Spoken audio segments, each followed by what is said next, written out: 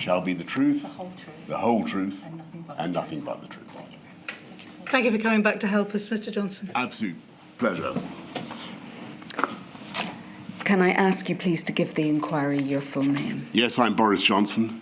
Mr. Johnson, you ought to have before you a statement that bears the number INQ 000588008. Yes, thank you. Can you confirm that the contents of that statement are true to the best of your knowledge and belief? Yes. And I think, Mr. Johnson, it's right that this was your fifth witness statement for the inquiry. Yes. Is that correct? I think so, yes. I want to start, if I may, by asking you about events near to the start of the outset of the pandemic, please.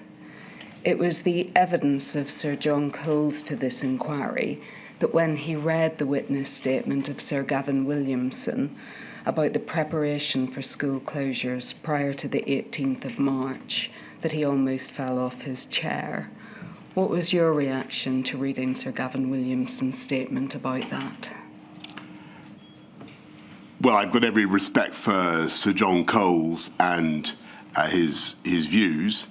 I read Gavin's statement with interest. Was there any particular aspect of his statement that you wanted to raise? Perhaps let me develop this and explore it a bit further.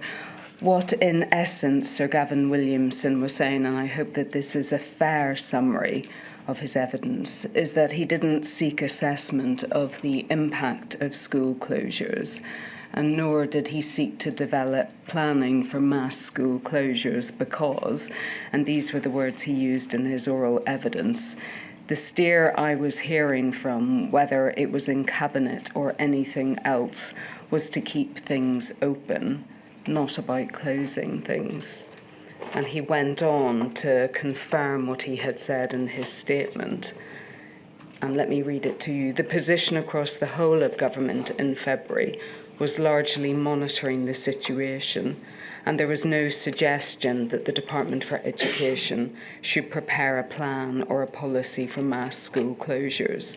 It was very much a case of the whole of government waiting for Number 10 and Cabinet Office to give a lead and clear direction.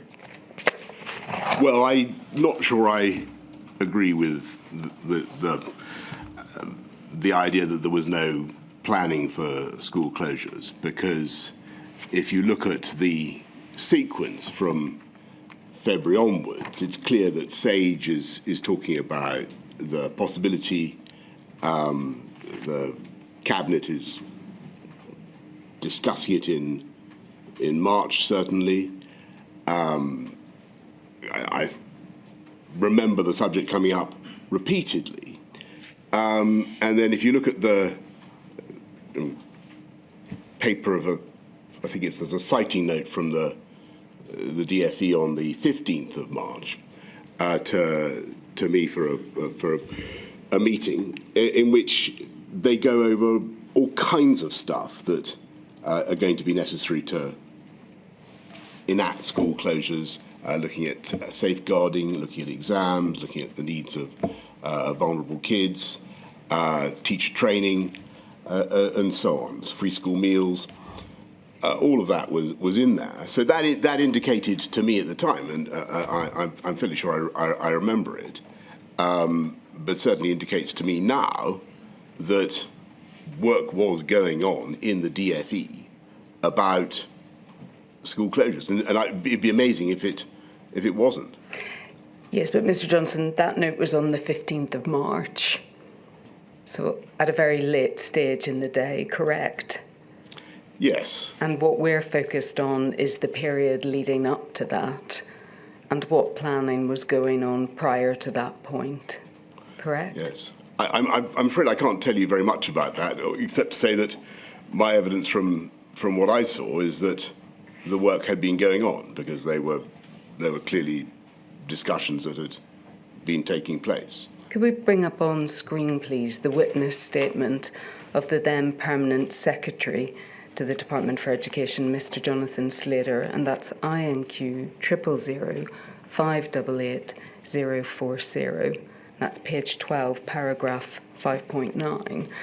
Because Mr Johnson, he says in terms, and we can read it here, equally, it would have been much better if Department for Education had been invited to start developing contingency arrangements for closing education settings at an earlier stage in the pandemic, given that no contingency plan had been prepared beforehand.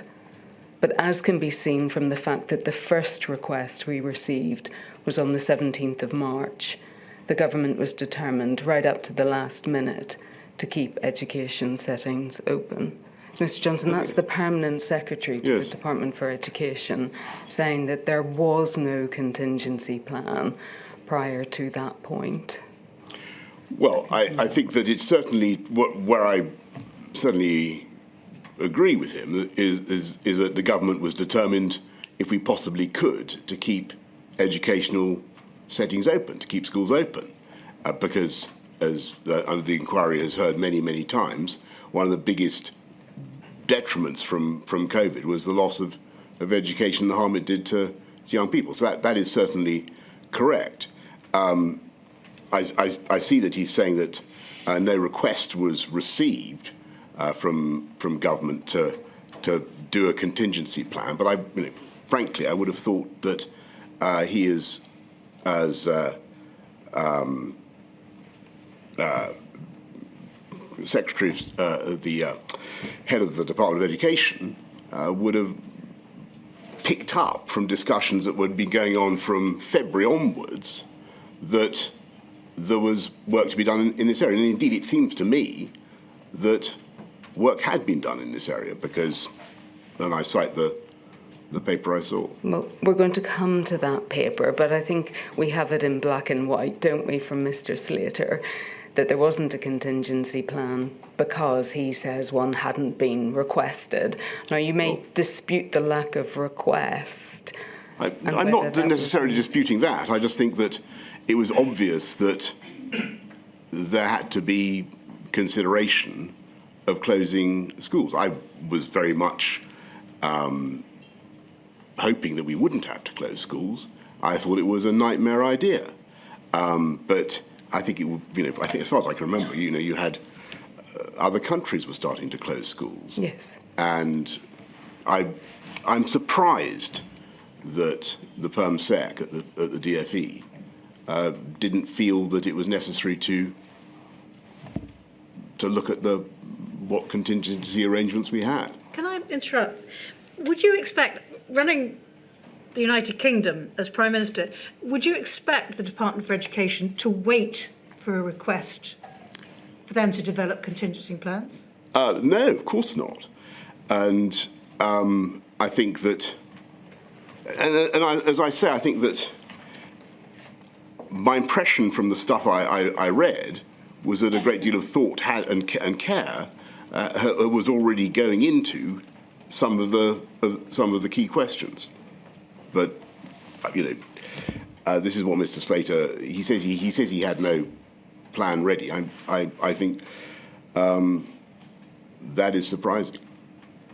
I mean, we've also heard evidence from Miss Susan Ackland-Hood, who is now the Permanent Secretary to the Department for Education, who's also reviewed all of the paperwork and who confirms that there wasn't planning beyond the possibility, for example, of some individual school closures or for the possibility that there might be staff shortages.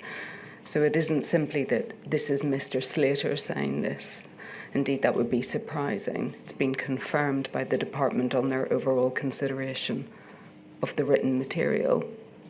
But one assumes, Mr. Johnson, from your evidence that this is all in effect news to you, that there was this absence of planning behind the scenes, well, correct? I think that there was certainly, as I understood the position at the time, to the best of my memory, there was work going on in the DFE about how to deal with the consequences of COVID, and in particular, how to compensate for the loss of learning. And, the paper that I've mentioned that you're right, only appeared before me on the 15th, seemed to suggest to me that a great deal of work had been done on the key areas. We'll come back to that paper, but I just want to be clear about this. Do you accept that until mid-March 2020 there hadn't been a cross-government focus on closing schools? I think that it was a subject that had repeatedly cropped up at SAGE meetings, at SPIMO, at all of which the relevant departments had been represented, and there had been, including DFE. So, no, I don't really accept that. I think that there had already been conversations about the possibility of closing schools, and it looked to me as though the DFE was preparing for that. And I think that's right in terms of what you've said on your witness statement, and perhaps if we could bring that up, please, in terms of what you say at your paragraph 5.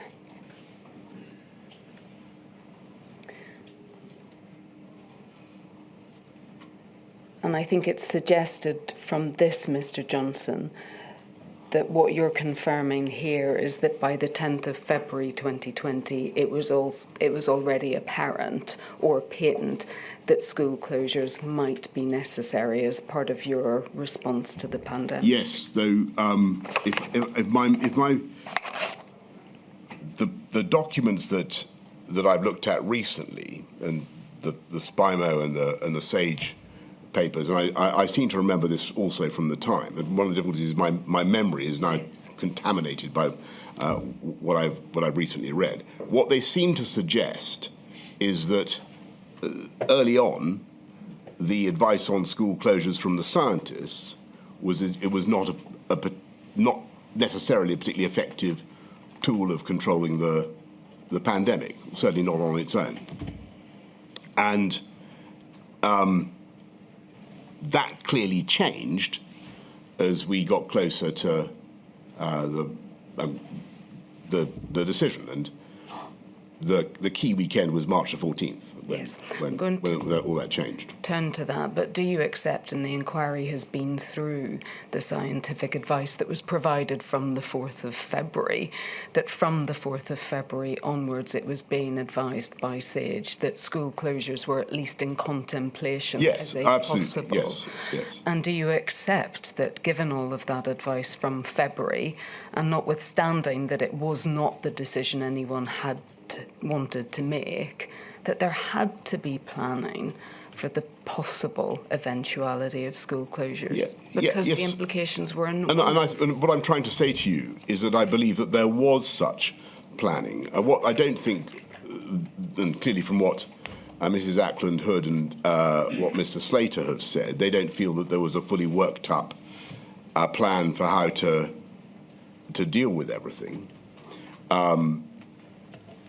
I can't tell you now why that was the case, but I can offer at the time, don't forget that we didn't know the effect this disease had on kids. We didn't know much about the transmissibility of the disease. There were all sorts of things that were simply unknown and difficult to plan for, and the thing was moving very fast. And from the point of view of Number 10, we were focused very much on trying to stave off, trying to avoid an appalling public health crisis. And we were focused on getting enough ventilators, on getting enough PPE, trying to avoid a significant number of casualties. And I think it's important for the inquiry to remember that at the time that the school closures were first mentioned, they were seen as something you'd put in at the peak of the pandemic. And we didn't think we were yet at the peak of the pandemic, if you saw what I mean. And I just want to come back, just sticking for a moment on when your understanding as to the position about school closures and when they were being posited. If we go to paragraph 20, please, on page 7 of your statement. And again, you say here the issue of school closures was on the government's agenda as soon as it became clear how dangerous COVID was. I think that DFE and Gavin were aware that we were considering mass school closures of schools from very early on. Thank you. That can come down. I think that's right. School closures were clearly going to be part of the panoply of things that we might be able to do to defeat COVID. I wanted to keep it to the very, very last. It was something that I thought was a terrible thing to do, and it would have awful consequences for young people, particularly those who were least able to cope. So, although there was consideration of school closures, and the idea was being discussed, and as I say, I think I can see evidence that this was going on in the DFE at the time. As a worked-up policy and plan, we thought it was premature. We didn't think it was. I didn't think it was something we were going to have to implement as fast as we did, if at all. We'll come to the timing of it, but just staying with the potential the implications of school closures. You say at paragraph 21 of your statement that you knew when you made the decision to close schools on the 18th of March that the consequences would be devastating for all children, but worse for vulnerable children, correct? Yes. And I think if we can go to the document that you've mentioned, this document of the 15th of March.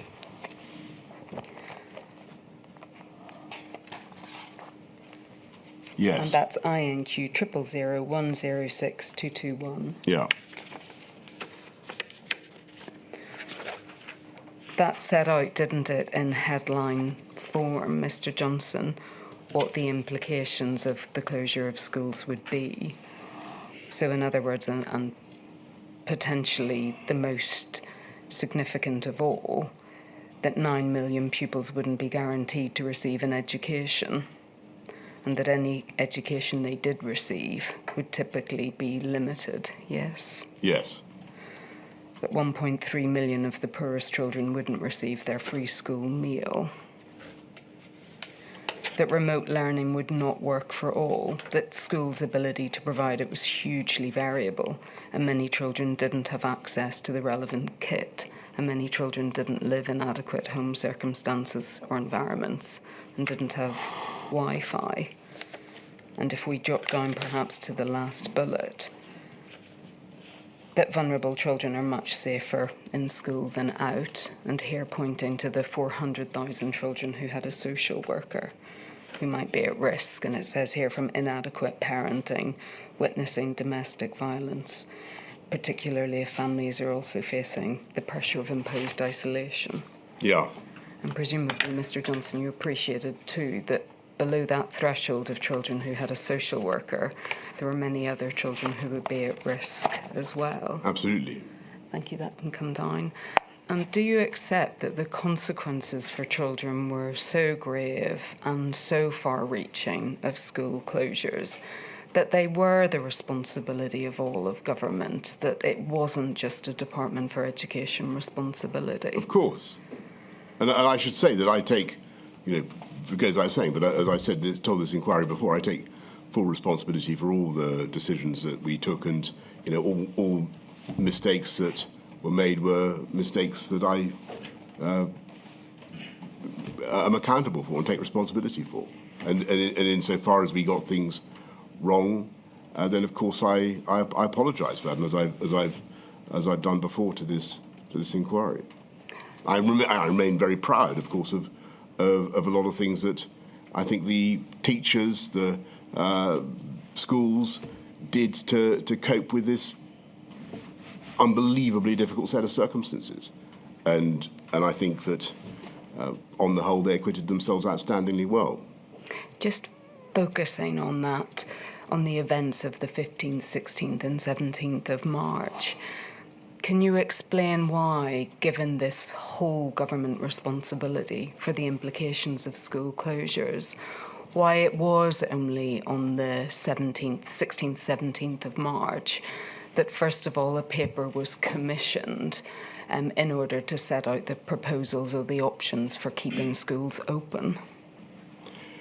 I think that you've got to go back to the problem that we had of timing, and I think in my evidence to this inquiry earlier on, I pointed out that there'd been a great acceleration in the understanding of the scientists about where we were on the pandemic curve. And if you remember, so to the weekend of March 14th, 15th, it becomes obvious that things have moved much faster, and school closures, which March, February 10th and so on, the stage are saying are not necessarily something we'll want to bring in. I think even on March the 5th, Chris Whitty is saying it's not something we want to do imminently. It becomes clear that the spike is going up so fast that, sadly, school closures are going to have to be part of the initial package, and that's effectively what we had to do. I mean, there were other factors as well. The people were, as you know, the teachers were self-isolating, and some schools were finding it difficult to operate anyway. I think what might be very difficult to understand is why, given the gravity of the consequences of closing schools, that nonetheless seeking out papers on keeping schools open came at such last minute and just before you ended up having to make the decision to close schools. Well, as I think I've tried to explain why I think that was the case. We were focused on trying to delay the peak of the pandemic, and we thought that the closure of schools, if it had to be used at all, would be a measure of last resort. And lastly, it was my impression that the work was being done, and I certainly assumed that the work was being done. I'm just focusing here on why at the centre these questions are only being asked so late in the day. So in other words, the centre is only asking for proposals to keep schools open at this very, very late stage, only to reverse the position within about 24 hours and to ask for options on closing schools. Well, I think that's entirely understandable, given the immensity of the decision and the detriments that it was likely to have. Does the fact that these questions were being asked so late in the day demonstrate that the problem and the failures of planning were systematic failures and not just failures on the part of the Department for Education? No, I don't. Well, as I say, I'm not certain that the Department for Education was quite as remiss as you've said, and I think my impression was that they'd done a lot of work. And when you look at what was achieved during the period when schools were closed, I think people responded pretty heroically to the challenge. You say so late in the day, but so late in the day is, of course, a phrase that is only open, or a judgment's only open to people who are operating with hindsight. We didn't know how COVID was being transmitted. We didn't know to what extent children and young people were affected by it. It was very difficult. We didn't know the state of the pandemic in the country. It was very difficult to plan for how schools exactly should respond, and it remained very difficult throughout the pandemic. But you've accepted that the possibility of school closures was being posited as a specific step that could be taken in response to the pandemic from the very earliest stages Yes. of the SAGE advice. and you've accepted that the implications of closing schools were enormous for almost every school-age child in this country, correct? Yes. And you must accept that that therefore put a responsibility on government to grasp the nettle and really think about what it needed to do if schools were in fact going to close to most children. And yes? as I've said to you, it looks to me as though that's exactly what the DfE was doing. And as it happens, the schools sadly did close. Yeah. And we did our level best to remediate the damage and to give kids the education that they needed as far as we could. What work was it that you thought was being done in the background to prepare schools for the eventuality of having to close? What was it you saw that gave you the confidence that this planning was going on in the background? The document that I've cited, because maybe it was misleading, but it seemed to me to suggest that a good deal of work was being done on vulnerable kids, on exams, all the subjects that I've mentioned. Perhaps we should look at that document then, Mr. Johnson, just to see what it says, if that's what your evidence is focused on. Can we go back, please, to INQ 000106221?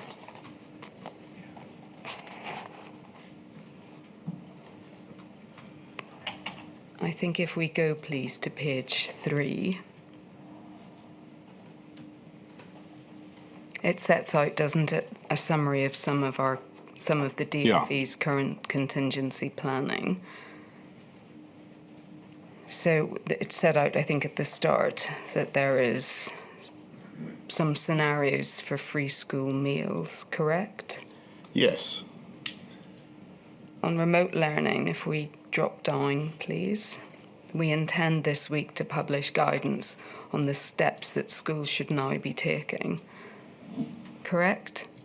Yes. So you must have appreciated that prior to this point, there hadn't even been guidance sent to schools in order to assist them. I do, but I think also the inquiry would appreciate that we hadn't had a pandemic like this for a very long time. Yes. The eventuality of closing schools was one that we regarded with horror and one that we didn't think we would have to resort to until the peak of the pandemic.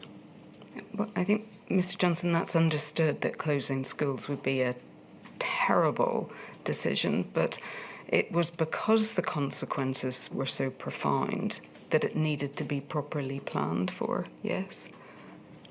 I think, of course, and if you look at the document that we're studying, it's clear that they're going through various scenarios to deal with most of the problems that you can think of. They've got 3 scenarios being developed for exams within Ofqual. They're publishing guidance on remote learning. It seems to me that yes, I mean, I would accept that the reality was slow to dawn on government generally about the full horror of COVID, but that's something that we've been around many times. I think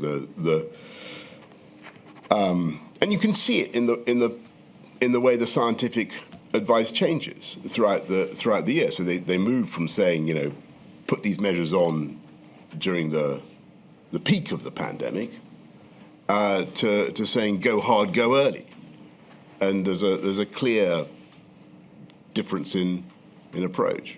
Mr. Johnson, I'm just going to stay on this document for a moment to look at the last of the implications, which is that of vulnerable children. Can you remind me of the date, Mr. Yes, it's the 15th of March. Thank you. And as we can see there, in respect of vulnerable children and childcare, this paper doesn't deal with it, Mr. Johnson. So there's nothing here, for example, that sets out Department for Education thinking about child protection systems, all of the other support and services that schools provide to children, and particularly those most in need. I think it's meant to be a short citing document. It's not meant to be going through everything that is in the head of the department. Look, I understand the criticism that we should have planned better for school closures and we should have alerted schools earlier to the possibility of school closures and spelt out in more detail what might happen in the context of school closures. All I can say to you is that is to imagine a much greater state of knowledge about COVID and what was likely to happen than we actually had at the time, and in particular a greater state of knowledge about the speed with which the disease was progressing. And I go back to the. I mean, yes, I think it's a fair point that this document itself doesn't look like a fully worked up plan for school closures, but it seems to me that the department was doing the work. All right. Well, Mr. Johnson, we were looking at that document so that the inquiry could understand what it was that gave you confidence about Department for Education planning. But I think you're clear that this is the sole basis for that confidence, correct? Well, there were plenty of other meetings and discussions in which DfE officials were involved when it was obvious, as you've said, that school closures were coming down the agenda. And it was always obvious to me that this was going to be one of the things we would have to consider.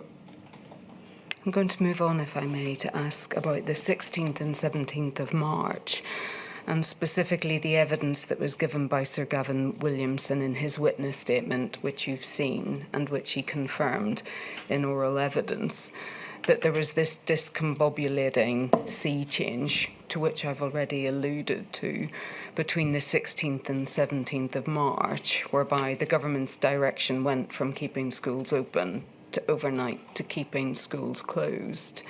Do you agree with his evidence that it was a discombobulating sea change? Well, obviously I can't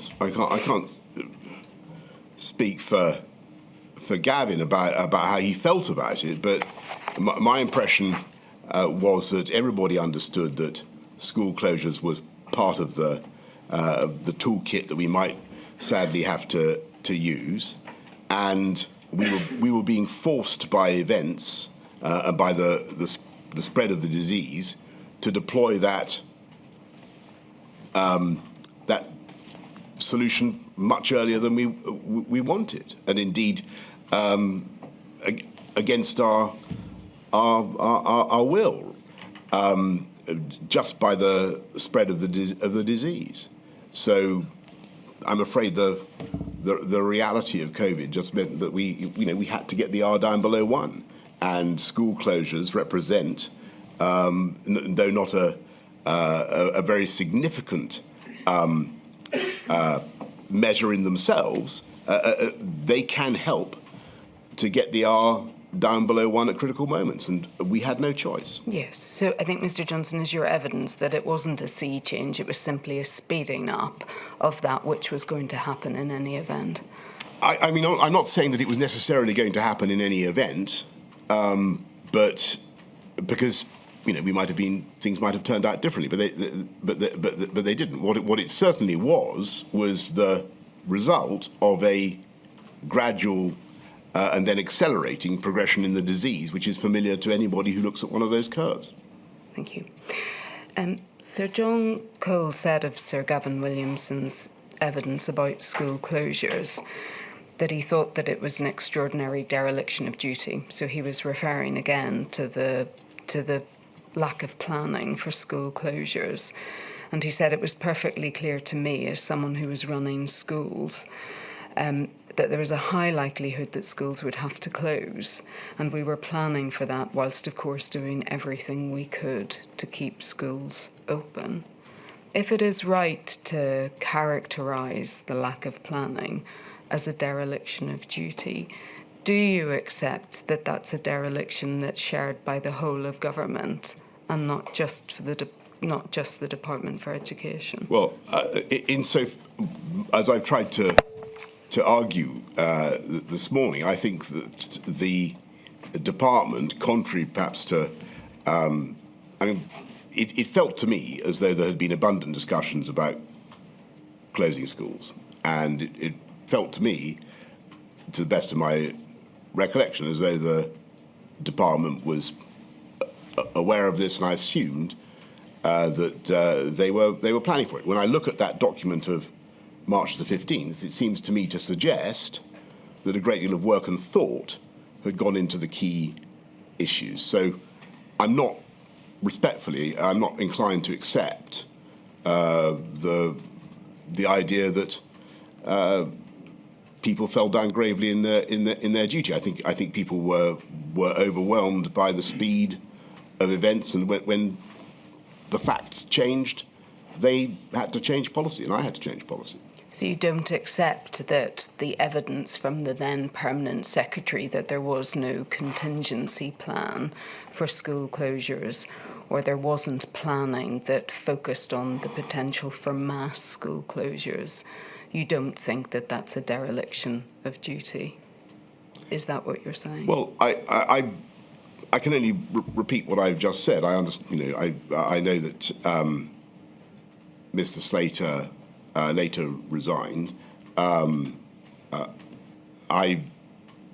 though not over that matter, as far as I can remember, I don't think. If you're the Perm Sec at the DFE, there's nothing to. There was certainly no. Let me put it this way: there was absolutely nothing coming from central government to say you must not, on any account, prepare for school closures. On the contrary, anybody looking at what was happening would have assumed that school closures was something that had to be encompassed and prepared for. And from what I can see of the department's thinking, they were indeed doing that. And we're back to the document of the 15th of March. Yeah, that's all I have to go. I mean, I don't have access to any other document. And you do understand this, it's not just Mr. Slater saying it, it's the whole tenor of Sir Gavin Williamson's evidence as well, that he didn't seek assessment, for example, of the impact of school closures, because that had never been a direction given by you or given by the centre of government. Well, I think that's, if you look at what I said in Cabinet, I think on the 11th of March, I may have got my dates wrong, but I say that we will come under increasing pressure to close schools. And I was always grimly reconciled to the possibility that we would have to do all sorts of things that I really didn't want to do.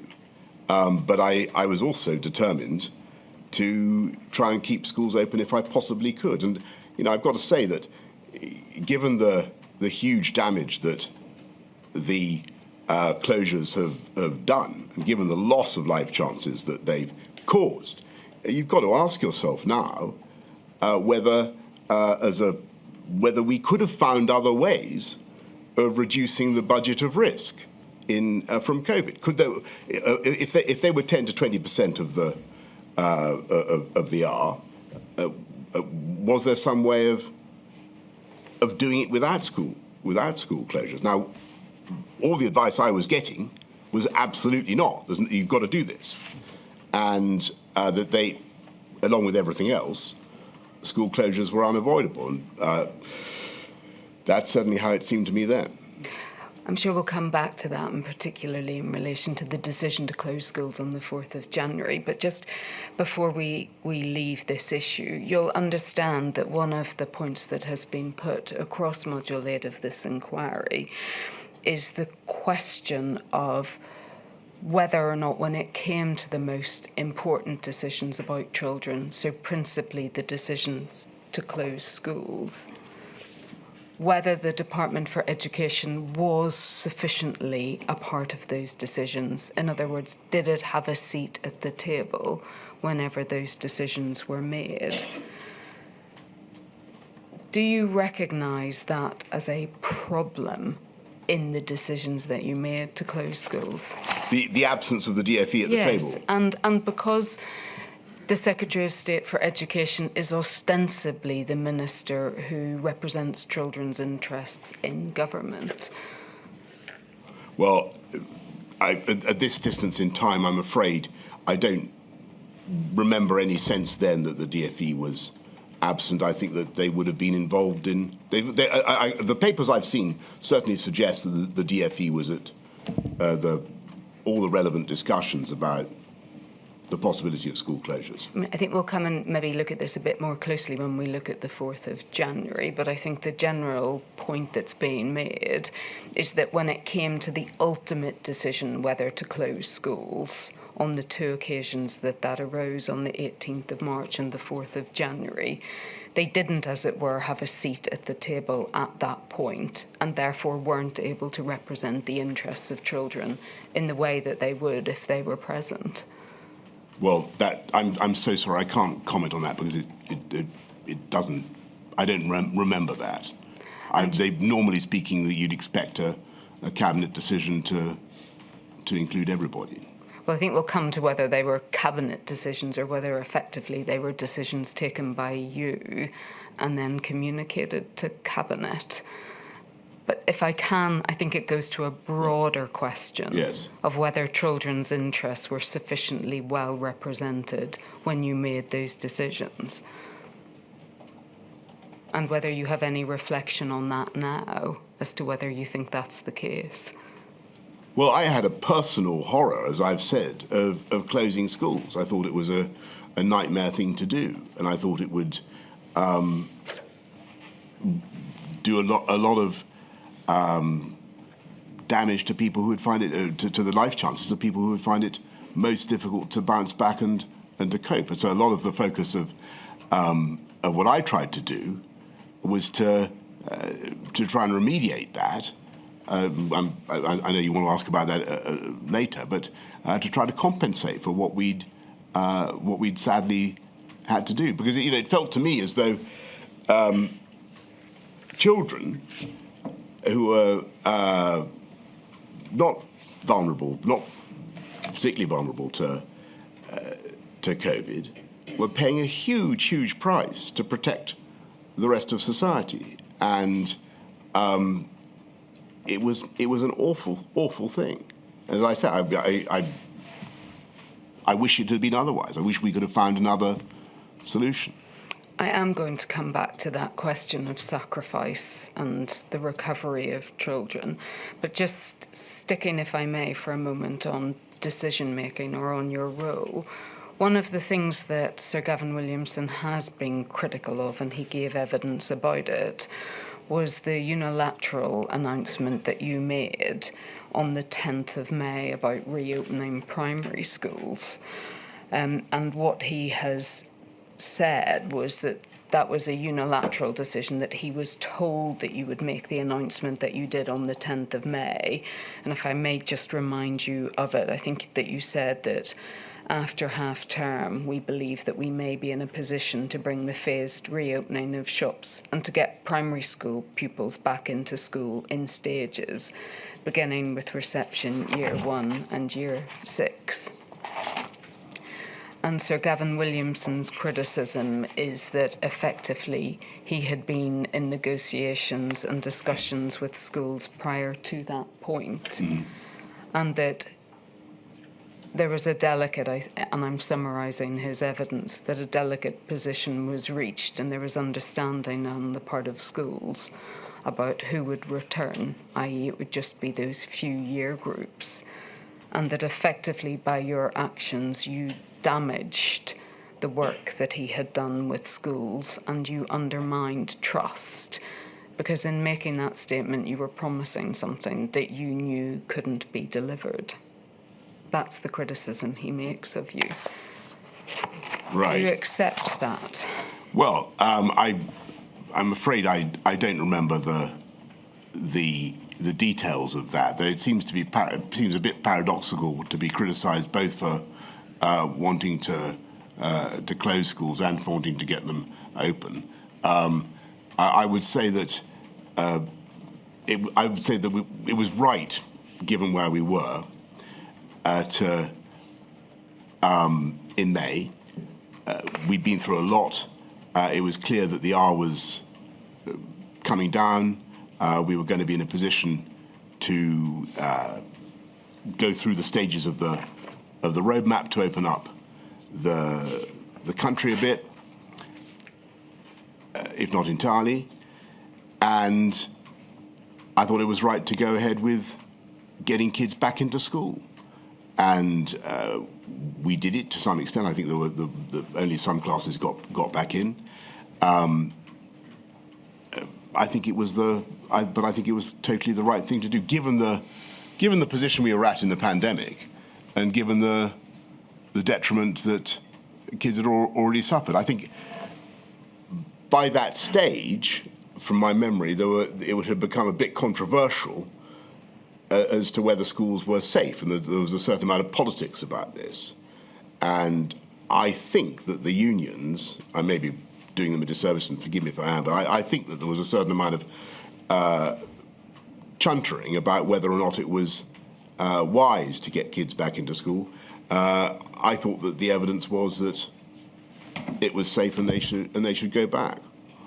I don't think Sir Gavin Williamson's criticism of you was your ambition to have all schools back. I think his criticism of you was that you undermined trust in the Department for Education because you made that announcement unilaterally. It didn't reflect the agreement or the position he had reached with school leaders, and that you undermined confidence because you promised something that you knew at that point in time couldn't be delivered.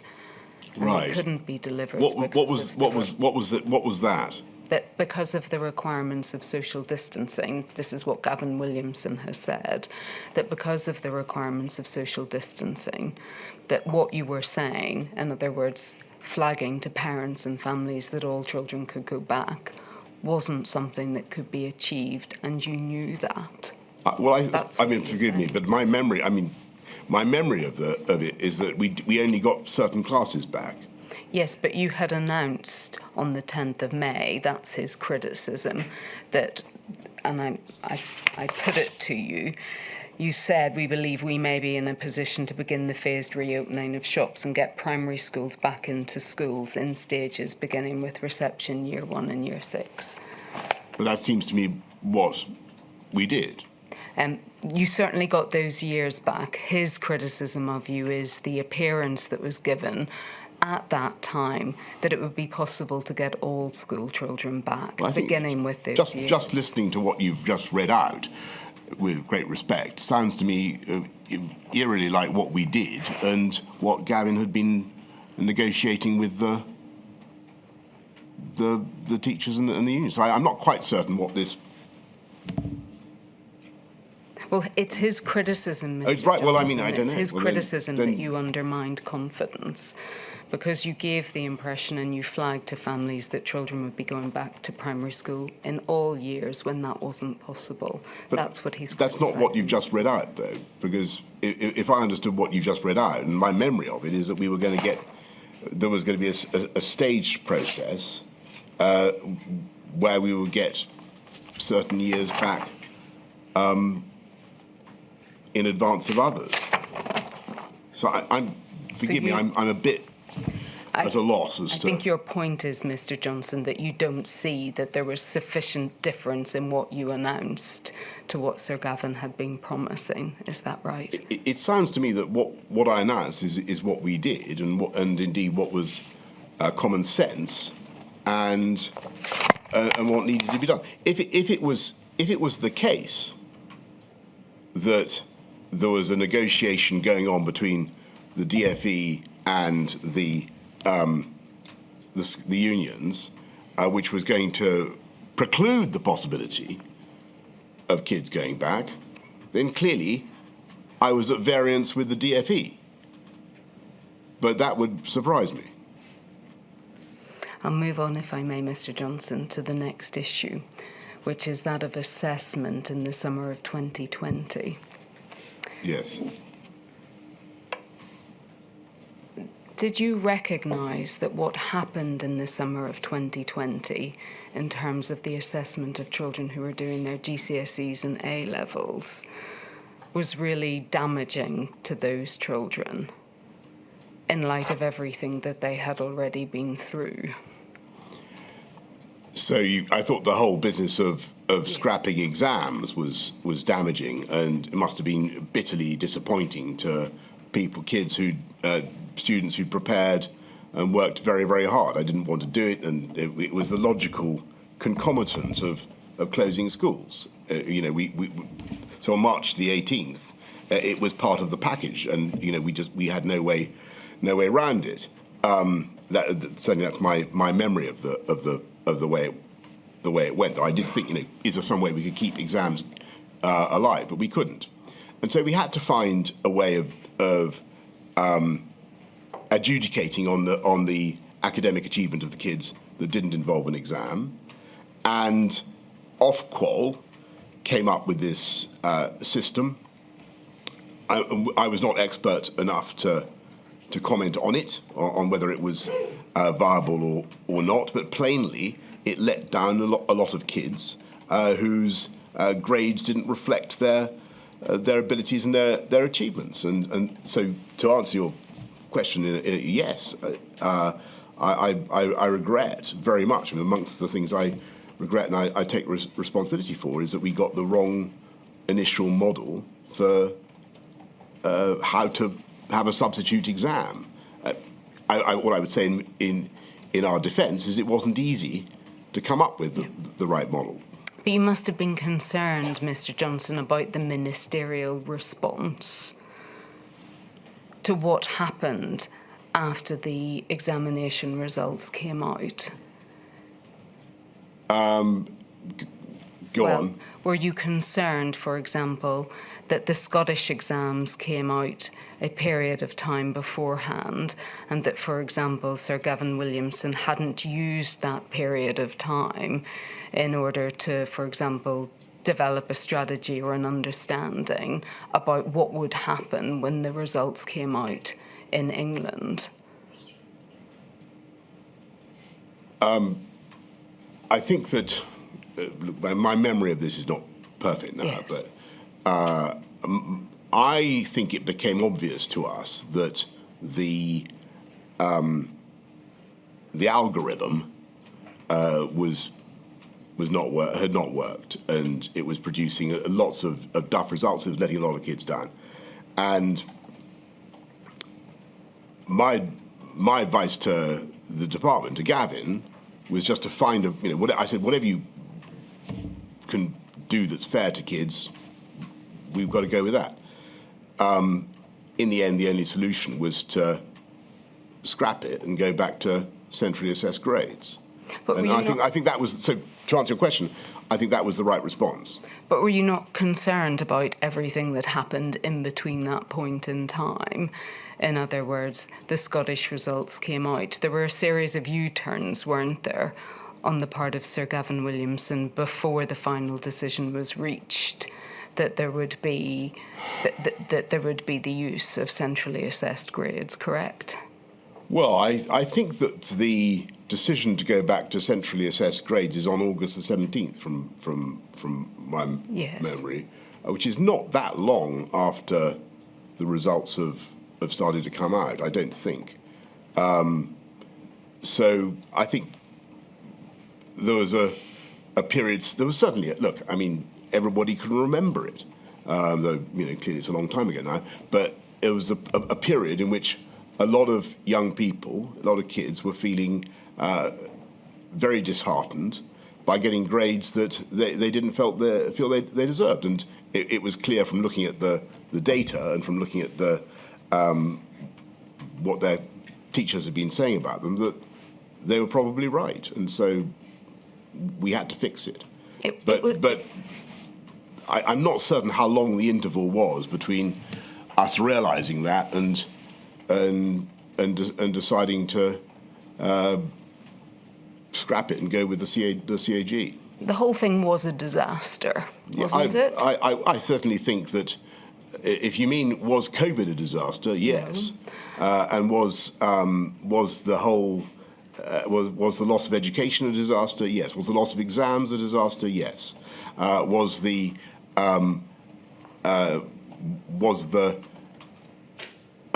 disappointment, anger, frustration of a large number of kids, of the additional frustration, a disaster? Yes, it was. But it has to be seen in the context of us trying to deal with a much, much bigger disaster. And that was the loss of learning and the loss of exams themselves. And it was plainly not easy to come up with a substitute system. I was asking a very specific question about assessed grades and whether you accepted that that was a particular disaster and a disaster for those young people. Well, the centrally assessed grades would turn out to be the right way of doing it, but the algorithm plainly was a disaster. Yes. You keep saying the algorithm, Mr. Johnson, but the algorithm, you do appreciate and understand that the algorithm was a design arrived at because it was the intention to moderate grades. Yes? Yes. And it was always the intention that if centre-assessed grades were judged to be too high, that they would be marked down.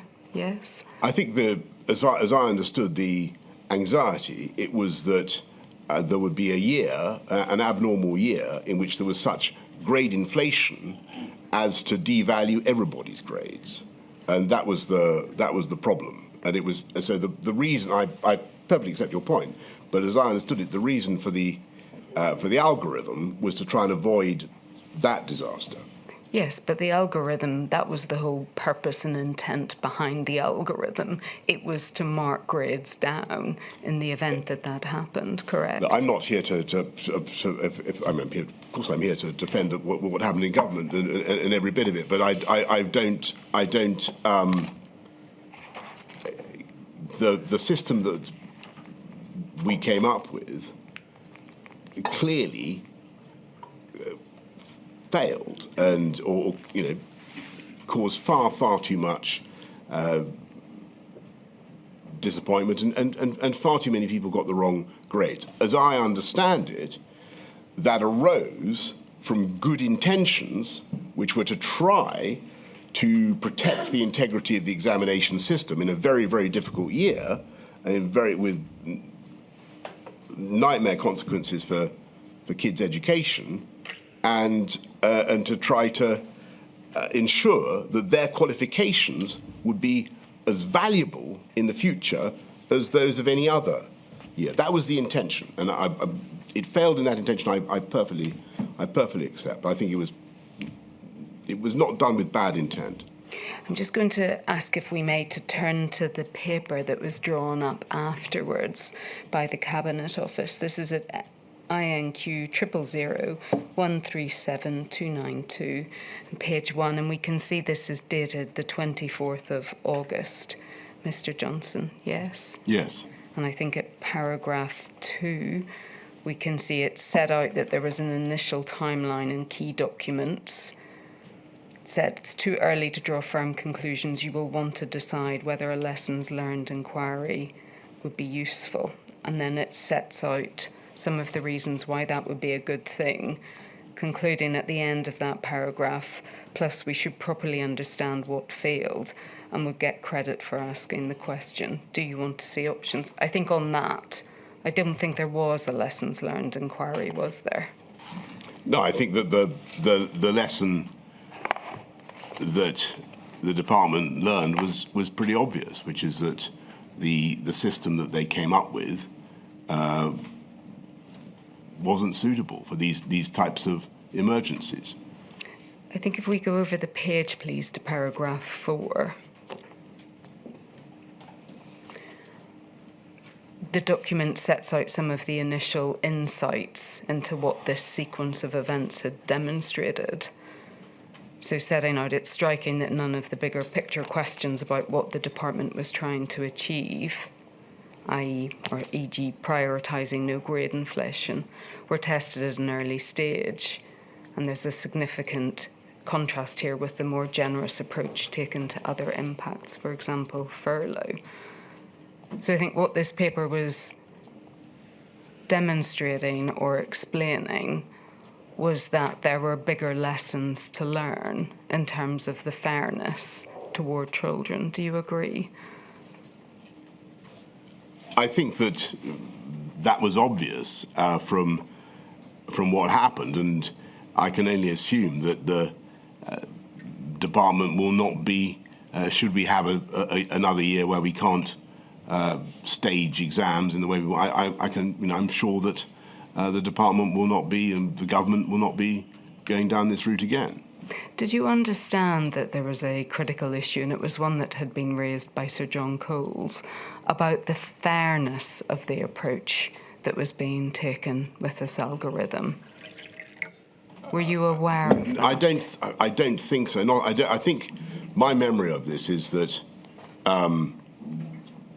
the criticisms only really surfaced after the results started to come through. But at this distance in time, it's hard to be sure. So you may not have known that Sir John Coles saw Sir Gavin Williamson, had a meeting with him in order to explain what he thought was unfair about the approach that was taken. I'm so sorry. I don't remember that. But in terms of what this paper was setting out, that it took the department a long time to accept the scale of the challenge and the impact of the pandemic and the potential problems it would cause for these students. Yes, do you accept that's what this paper is explaining? I certainly think that the impact of the pandemic was very severe, and it was a nightmare for the department to understand exactly how they were going to respond, and particularly when it came to exams. I think that Gavin were doing their best with a particular solution that was designed to prevent grade inflation. That was one objective that they had in mind. In so doing, unfortunately, they caused all sorts of other problems, and the approach had to be reversed. And it sets out, doesn't it, at the third bullet, many of the issues with the algorithm were known about and could have been corrected in advance of results day. Well, and then going on down a bit, the reasons why they were not are likely to include the department not owning this problem enough, the relationship between the department and Ofqual as independent regulator, the failure of the centre to hold the department and Ofqual to account, and the lack of technical scrutiny of the Ofqual model. It seems to me that the department has got abundant explanation for the problems of the model it chose. When you, in the aftermath of all of this, and given the consequences that this whole assessment issue had for children, you did realise, didn't you, and you did think that this raised question marks about the whole leadership of the Department for Education, that is right, isn't it? I certainly thought that the public outcry, the level of disappointment, pain on the part of individual candidates was awful, and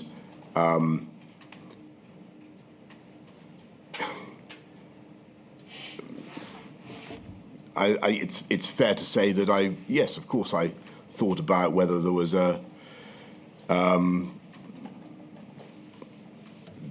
need to respond to that by changing people's jobs and so on and so forth, of course. It was really undermining of public confidence, this issue, wasn't it? I think that I can't comment on that. I don't have any evidence for that. I think that it certainly was very undermining for the confidence of kids who thought they deserved a better grade, and it was a bad system. I'm afraid that it was an accident of the great difficulties we faced in improvising in exceptionally difficult circumstances. And I think most people actually, and with great respect to what you say, I think most people, although they wanted it corrected and they wanted their individual students' interests looked after, I think most people could also see that. Mr. Johnson, I'm not going to go back to the point about whether this was an accident or not, but if we just go to your messages about well, so we wouldn't have set out to to scrap exams and have people's grades decided by this system. No, but there was thought that could be given to what sort of algorithm you wanted, and the balance between trying to control grades and doing fairness to individual students. Do you accept that? Yes, I imagine that there must have been such thought. I do, but I wasn't privy to it at the time. But just turning to the leadership of the Department for Education, and I think we have this in your messages at INQ 00028 3369, page 37, and it's just at the top of that page. And it's only the message at the top of the page that matters. And it begins, we need a plan for the Department of Education, we need a perm sec, and we need better ministers. And quite frankly, we need an agenda of reform. We can't go on like this. I'm thinking of going into number 10 and firing people. Mr. Johnson, that reveals the truth, doesn't it, of what you thought about how the leadership of the Department for Education was during the pandemic. It certainly reveals that I was at that particular moment when I fired off that particular intemperate message, I was in a very bad mood about what had happened. Yeah, that'd be fair. And without going into the details of it, the permanent secretary did leave, correct? That's correct. But you didn't ask Sir Gavin Williamson to leave, did you? Not then, no. Ought you to have done? Well, I think if I look back at the general handling of my beloved colleagues over the 3 years or 3 and a bit years I was in government, I can think of all sorts of changes I might have made, but I don't think there's any point in speculating about it now. Except, I think that on the whole, given the difficulties that we faced, I think that the department under Gavin did a pretty heroic job in trying to cope with COVID, and that was my judgment.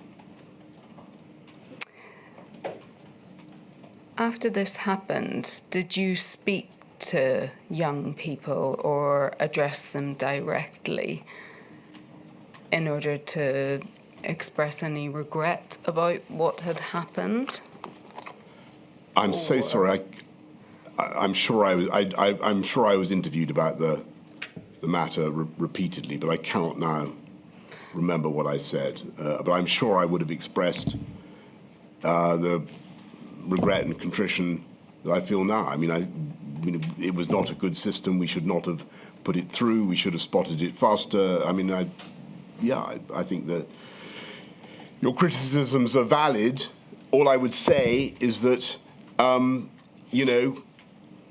you try coming up with a system to give a fair exam result for people when they can't sit exams. It's not easy. Okay? That's all I would say.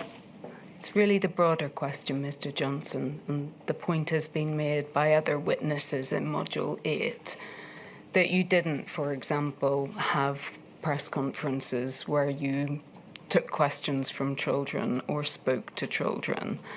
And I think the point has been made that that's a good point. In distinction to other political leaders who did make that effort to speak directly to children, that you didn't. Well, that's if that's the case, then that's a criticism that I must accept. I mean, I remember doing lots of press conferences with young people, but I think that was before COVID. Yeah, I've got to put my hands up. Maybe we should have done that. Is there a reason why not to, though, Mr. Johnson? I honestly, if I had to, I think we were trying to deal with a very difficult pandemic that was very dangerous for a lot of people in our country, and maybe I should have done as you suggest. I'm fairly certain that I spoke generally to everybody about my regret for what had happened. But no, I don't think I did a particular press conference for young people about it.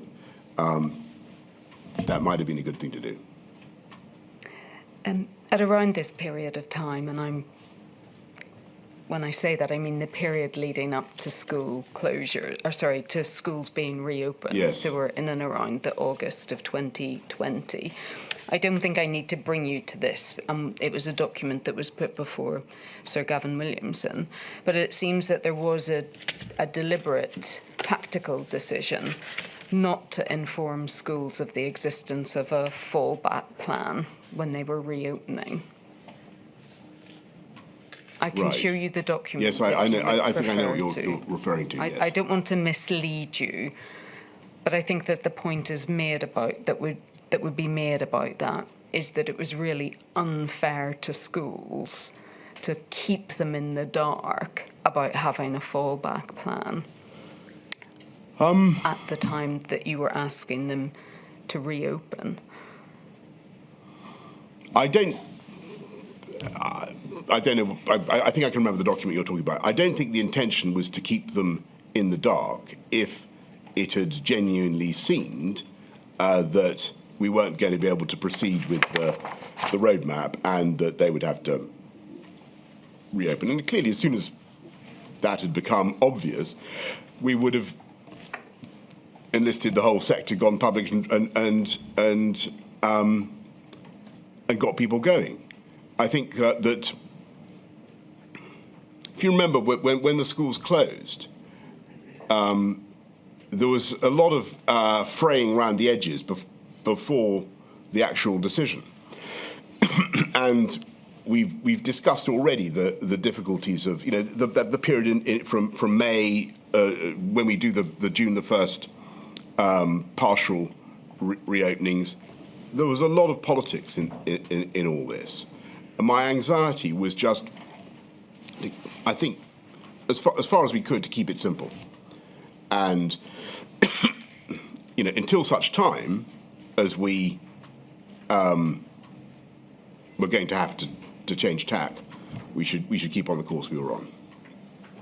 My lady, is that an appropriate moment? Certainly, Mr. Johnson. Remember, we take regular breaks. That sounds like you take some water as well. Very much, thank you. I shall return at 11:30. I promise you we will complete your evidence by lunchtime. Thank you. Thank you. All rise. Thank you.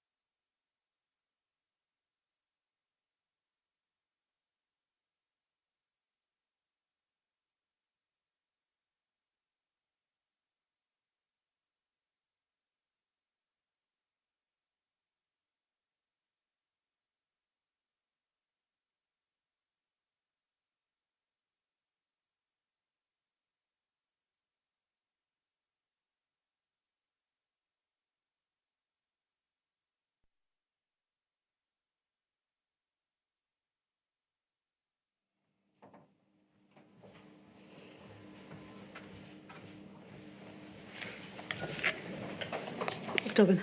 Thank you, my lady. Mr. Johnson, may I turn then to a completely different subject, which is that of the closure of schools as announced on the 4th of January 2021. You must have been really keen to ensure that the calamitous closure of schools as occurred in March 2020 wasn't repeated again. Would that be right? Absolutely. It was the last thing I wanted to do, of course. And Miss Susan Ackland Hood has given evidence that over the course of December, two things happened.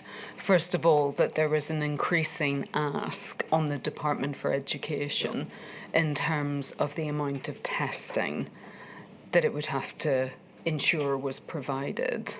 Do you recollect that? Yes, absolutely. And that was very much in the context of the period at the second half of 2020, when we started to get very interested in mass testing as a way of reopening settings, schools and other things. And it's absolutely correct that I wanted to see mass testing in schools as part of the way of getting schools open.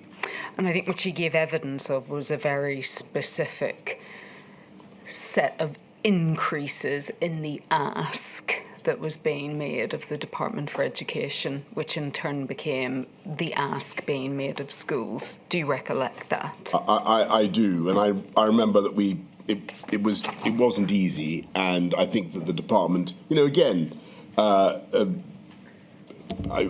think the department acquitted themselves heroically in this respect. I think they really tried to get mass testing going. I think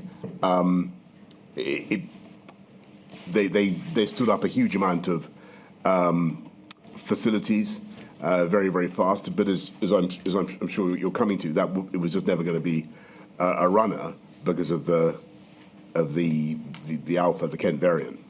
I'll turn to that. The other point that she made and developed in her evidence was that in terms of the manpower to provide the testing, that it became clear that that would also have to be provided, as it were, largely by the Department for Education, but in reality it would have to be provided by schools. Again, does that accord with your memory? It does, and I was conscious of the extra burden we were putting on teachers, and as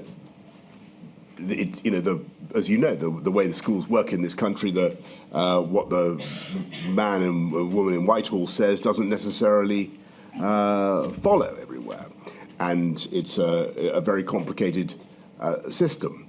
But on the whole, the schools did stand up a quite extraordinary amount of testing capability. So, Mr. Johnson, we've heard the Department for Education perspective on the events leading up to the 4th of January, and we've heard the perspective of Professor Sir Chris Whitty as well.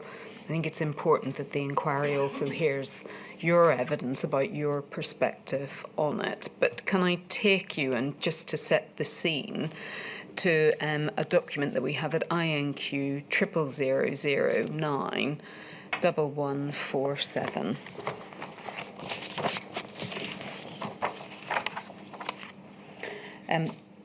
This wasn't a document addressed to you, Mr. Johnson, because it was the chair's brief for this COVID-0 meeting of the 16th of December 2020.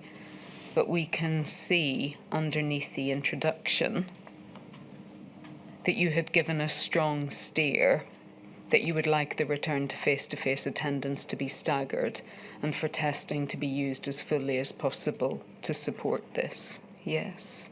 Yes. And if we look at the last bullet in that sequence, that we are all well aware that this is a major delivery challenge, correct? Yes. And I think if we go over the page, please, to the background, and if we look at the second bullet, it records that the Education Secretary had spoken to you that morning, that there had been agreement about who would go back and the testing in place. And then beneath that there were significant delivery challenges, correct? Yes. And it says at the bottom of that paragraph, the biggest issue to resolve is workforce. There is not yet agreement as to where this will come from. Teaching, military, other surge workforce, etc. And therefore the Department of Health and Social Care Secretary of State didn't want to put his name to the paper, correct? Do you remember that? That there was... I remember the difficulties in standing up the testing operation. And I remember the department really straining to get it done. But what I also remember is that in the end, I think they were in a position to deliver. I remember that I can't remember the ins and outs of it. I remember a conversation about the MACA and whether we'd use the army or not. But I think it ended up with the schools doing it. And do you recollect the tensions at this time between the Secretary of State for Health and the Secretary of State for Education in terms of trying to resolve where this manpower would come from? I'm sorry, I don't remember the specifics of that. All right, and I think if we go to the position that was reached then on the 28th of December, and we have this at INQ 000075504.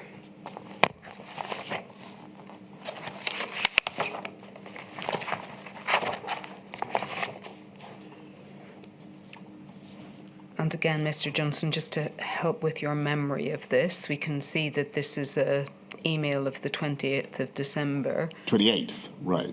Yes, yeah. From a Miss Burns from number 10. And obviously by this stage it's very clear, isn't it, that the new variant was what was driving transmission, correct?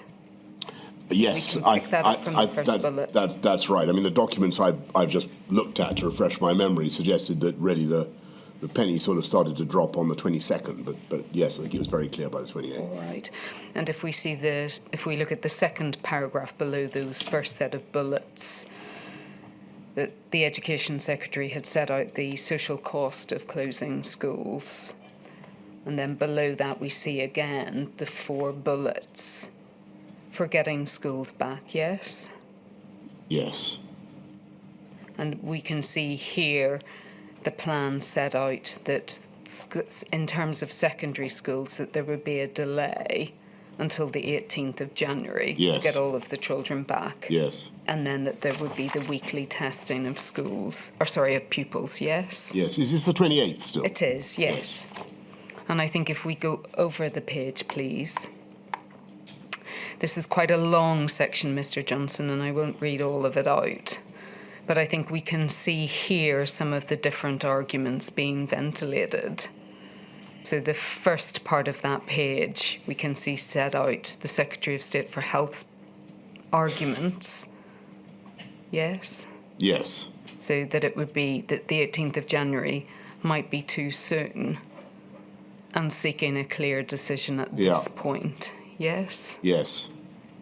And is that right? Was he effectively arguing that a decision ought to be made as or around that date as to whether or not schools should in fact reopen in the January? Look, I think you can generally take it during this period that there's... I can't remember the specifics about the issue on testing between DFE and Department of Health, but there's generally a tension about, whether it's going to be sensible to open up and how fast, or as soon as we see the Kent variant, the Alpha variant, and I don't remember Matt saying that, but it seems entirely plausible.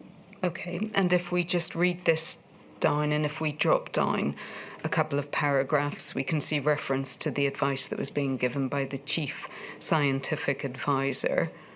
And if we follow that down by a couple of sentences, he was advising, we know that children do transmit and take it back into households, and that when half-term occurs, there is a decrease in spread, so advising that school closures do have an effect, correct?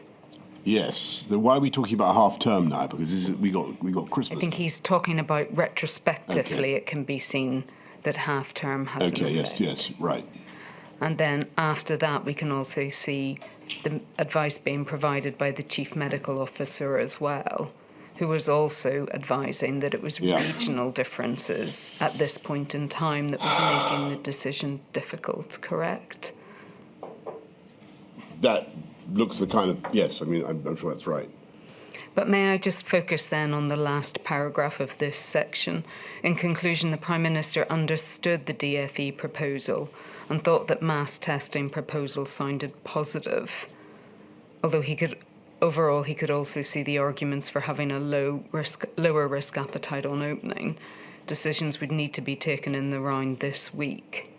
And then we can see set out in the meantime on schools specifically, he would like to urgently see the delivery plan on testing in every school for the start of term, as well as understanding the precise policy, i.e. are we compelling individual schools, how, what's the form of words he could use, and whether weekly testing is deliverable, and what could be done to make that happen. And then we can see, please can the DFE provide a note on the above, working with test and trace for 6:30 p.m.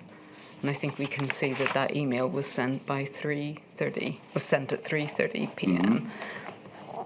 So again, does that correspond with your memory, Mr. Johnson, that even as at this date, what date is this now? 28th of December, that there wasn't a clear plan as far as you were concerned for testing in schools, and that you were still seeking clarification as to what such a plan would look like? Yes, I think I was seeking clarification, but I don't think that that meant that I thought that it was undeliverable. I mean, my impression was that they were making progress and that they were going to be able to stand up testing.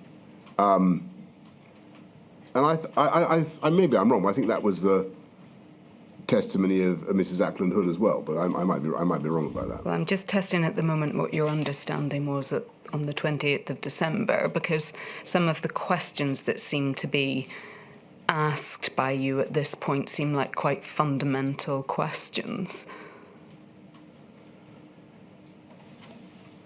Sure, and quite rightly, but I don't. All I'm trying to say is, from the best of my memory, that doesn't mean that I thought that the plan was necessarily undeliverable. You know, I wanted to make sure that we belt and braced it, that it was all ready to go, but I wasn't going to junk it. And can you help with why at this point? I mean, it very much appears to be the case, and borne out by what Miss Ackland Hood explained, that this massive effort was very much on the shoulders of the Department for Education and schools, as opposed to being a more shared effort. Why was it? Why had it fallen principally to the department and to schools to deliver this massive? Well, they had to test secondary school kids going back into secondary school, which was going to be, you know, I think we had a plan to stagger that anyway. I didn't think it was such an unreasonable thing to ask. I know it was onerous, but I believe they could do it given the alternative. And the alternative was, again, more loss of learning, greater detriment to their pupils, about which they cared passionately, and as did we all. Yes, but Miss Ackland's had evidence about that was that she felt they were asking something deeply unreasonable of schools. You know, in other words, the teachers were there to teach the children.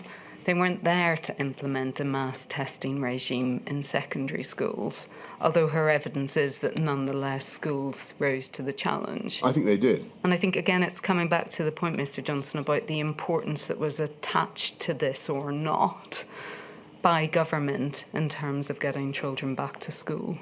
Well, I think huge importance was attached to it, and that's why we kept going with the policy in spite of the obvious difficulties. And if you look at we were in an environment where the numbers of cases were starting to rise quite sharply, and I also knew, of course, that we were going to have the vaccines coming down the track at some point. It seemed to me that this was, I knew it was a huge effort, but it was worth it just to get the kids back in school. And if we could use my plan was to try to use mass testing as I told the inquiry before, as a way to try to reopen society. And in the end, that didn't work, and it was superseded by the vaccines. But in the second half of 2020, that was the only shot we had.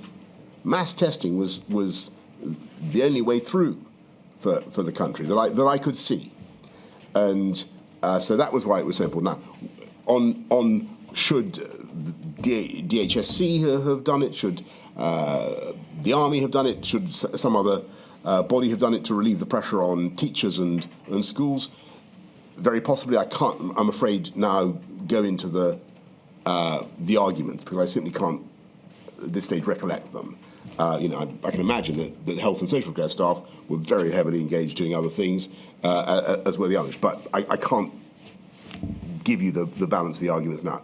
We had to, if we could stand up testing in schools, we had to do it if we possibly could, and that was the plan. We were beaten by Alpha. And may I ask you, were you satisfied ultimately that the plans for schools, despite the enormous ask of teachers, were you satisfied that they were sufficiently robust? That they the plans for testing? Yes, that they did have a chance. I mean, obviously that changed, but in terms of the plans that you had asked for and the increased ask, were you satisfied that the Department for Education was in the position of being able to deliver that? My memory is I had confidence in them and in what they were doing.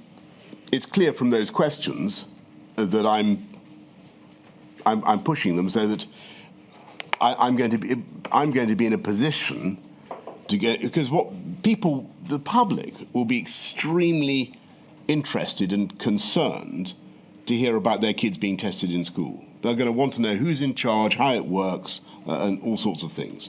I need to know the details. So I think that's why I'm asking those questions. I'm going to have to explain it. Yes, but you're asking the really basic question of can we actually do weekly testing in schools? Yes, and I think the answer was yes, but it was tough. But many of the things that we faced in COVID were extremely tough.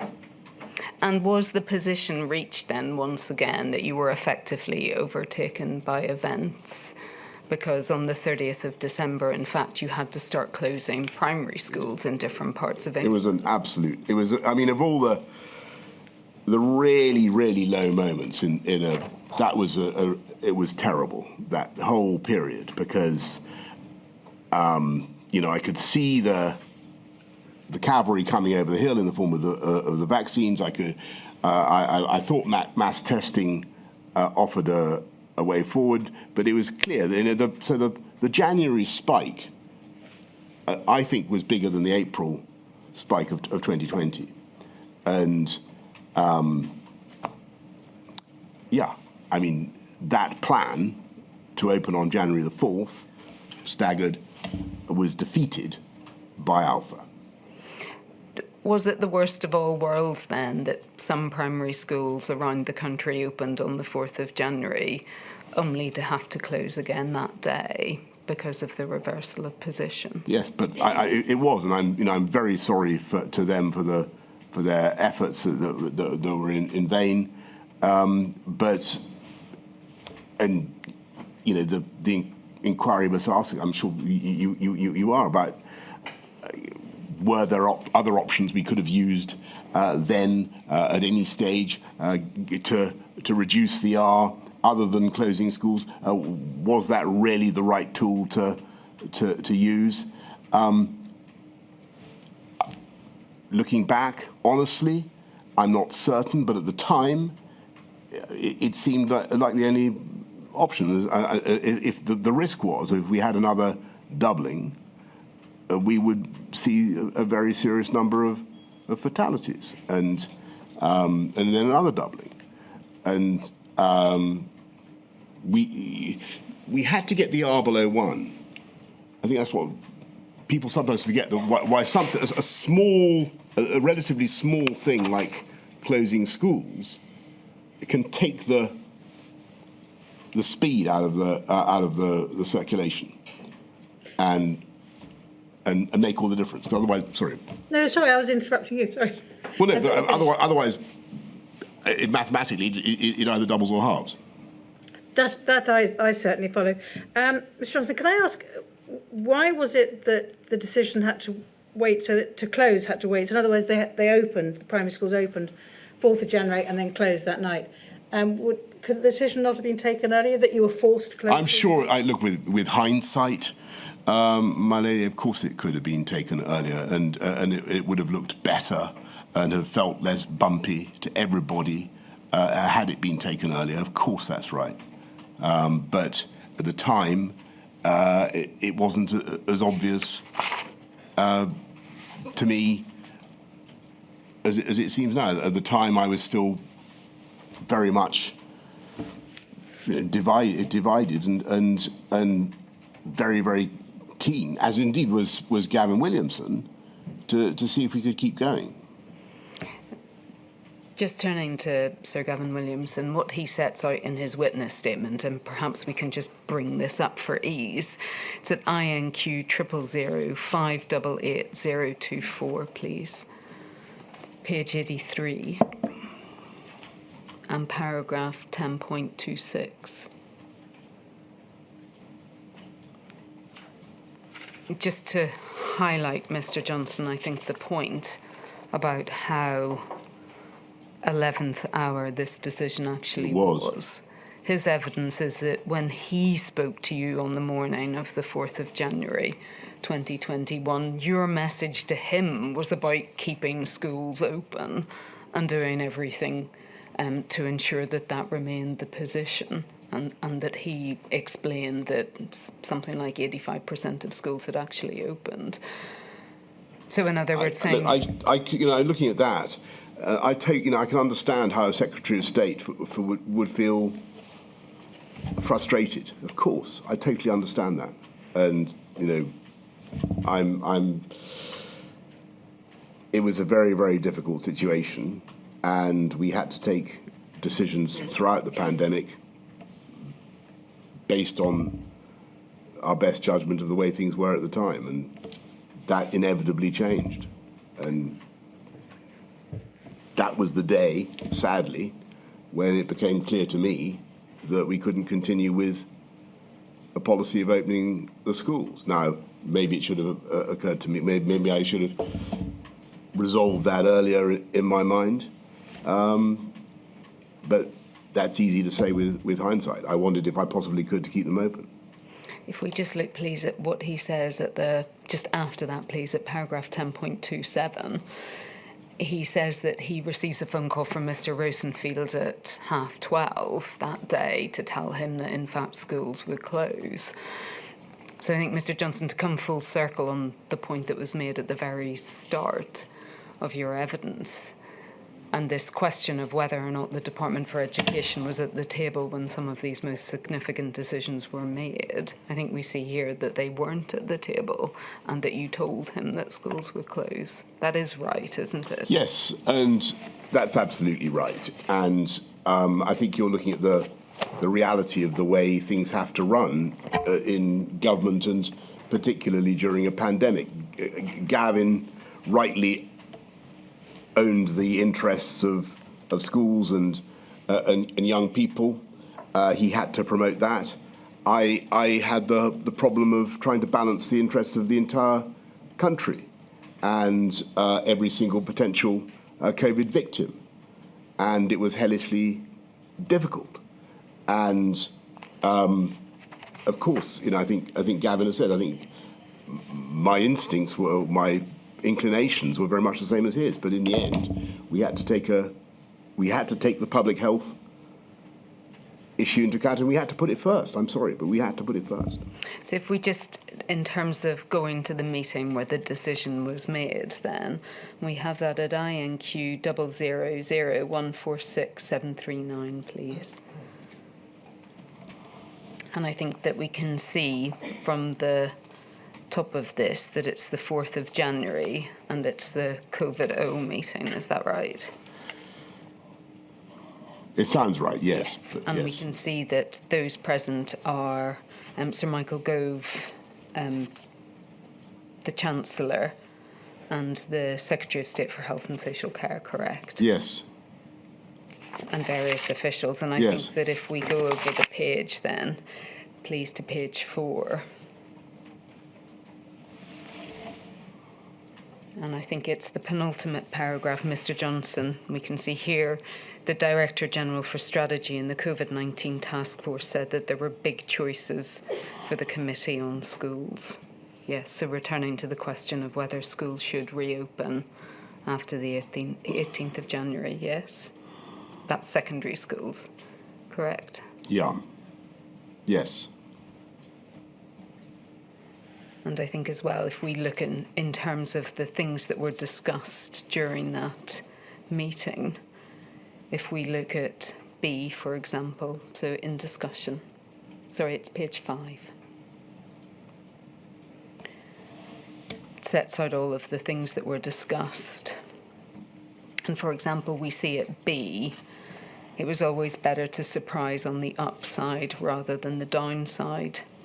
Therefore, government should act quickly and robustly to close all schools. Further on down, there was mass flagrant abuse of the rules, and unless measures taken were even tougher than in March, they would not be taken seriously. Yes? Yes, I don't remember that particular intervention, but that does not surprise me at all. And then a few paragraphs down from this paragraph E, any intervention would only be successful if it succeeded in changing public behaviour, yes? Yes. And then the reference there underneath it, G, that deaths had increased by 25% within a week, yes? So the stark public health issue that you had to confront, correct? Correct. And then if we go over the page, please, to H, the suggestion that schools could resume face-to-face learning for all students at the end of January, from the February half term, or from the end of February, yes. Right. Yes. Yes. And I don't think we need to go through the whole of this document, but it is right, isn't it, that at the end of this meeting you then decided that you would close schools to all children once again, correct? Yes. Yes. I think that's right. This is the 4th of yes, it yes, is. Absolutely, yes. And it obviously fits in with what Sir Gavin Williamson has said, that he spoke to you first thing in the morning when it was, your message was, yes, schools are staying open, full steam ahead, so to speak, only for him to be told a couple of hours later that that was no longer the case, yes? That's correct. And that this was the meeting that happened in between to change the direction of travel, yes? There I'm not certain, but it looks fits there would be plenty of discussions going on throughout the day and people bringing me bits of information, but that could well be how it happened. Yes, I just can't remember. But I think, Mr. Johnson, from everything you've said, you didn't see any issue about taking this decision on the 4th of January without having the Department for Education at the table to speak to any of these issues about education or when schools might be able to reopen or any of the other issues that were relevant. If you look at so I'd spent the day in contact with Gavin, I think by our own account of this thing. This day, I'm talking to him in the morning. I'm well aware of his position. I'm well aware of his concerns, and we've been talking about it the whole time, continuously. And as I said, I shared his instincts and understood very much what his message was. There was no need for I didn't need to hear him directly in my ear to understand what he would feel about this. But it was clear to me that because of Alpha, the balance of the argument had shifted, and I could have. I had no option. I had no option given the facts as they presented themselves that day. I felt I had no option but to close down and or to prevent the reopening of schools. Imagine the kind of factual. Imagine, well, you know, there's no need for me to go through it. Mr. Johnson, Sir Gavin Williamson has been very critical of the decisions to close schools on the 4th of January. And I understand why he feels as he does. And he's, you know, people are. He's a secretary. He was the Secretary of State for Education. He wanted to see kids in school, and that's entirely laudable. I mean, what he has said is that the decision was made, and I'm paraphrasing, but I hope accurately, that the decision was made not because it would have a significant impact on the infection rate, but more because the government had to be seen to be using all possible options to turn things around. Well, again, I respectfully disagree, because although the schools themselves might make up a small part of the budget of measures that you need to depress the R, it can be critical. And the problem with bringing the schools back, as everybody knows, is that there's a delay because of when the virus starts circulating in schools. There's a delay between the kids contracting it and then passing it on, and then the adults being infected. And so you're storing up potentially very, very big problems. And I think I understand his frustration, and it's a proper frustration on the part of a Secretary of State with a department to run who's thinking about kids and their interests. He said that it had, and I mean the closure of schools in January 2021 was likened to smashing a Ming vase on the floor. So in other words, that you had to do something. You had to make a bold move and something dramatic in order to get the public. We had to stop a second doubling of a doubling of the wave. I think the paper we've just been looking at said there'd been a 25% increase in deaths overnight. I think I may have got that wrong. You can't ignore that sort of data. And again, I'm putting the criticisms, Mr. Johnson, he makes, but he said that it was a panic decision and that it wasn't required. Well, you know, I respectfully disagree. It grieved everybody to have to do it. It's the last thing I wanted to do.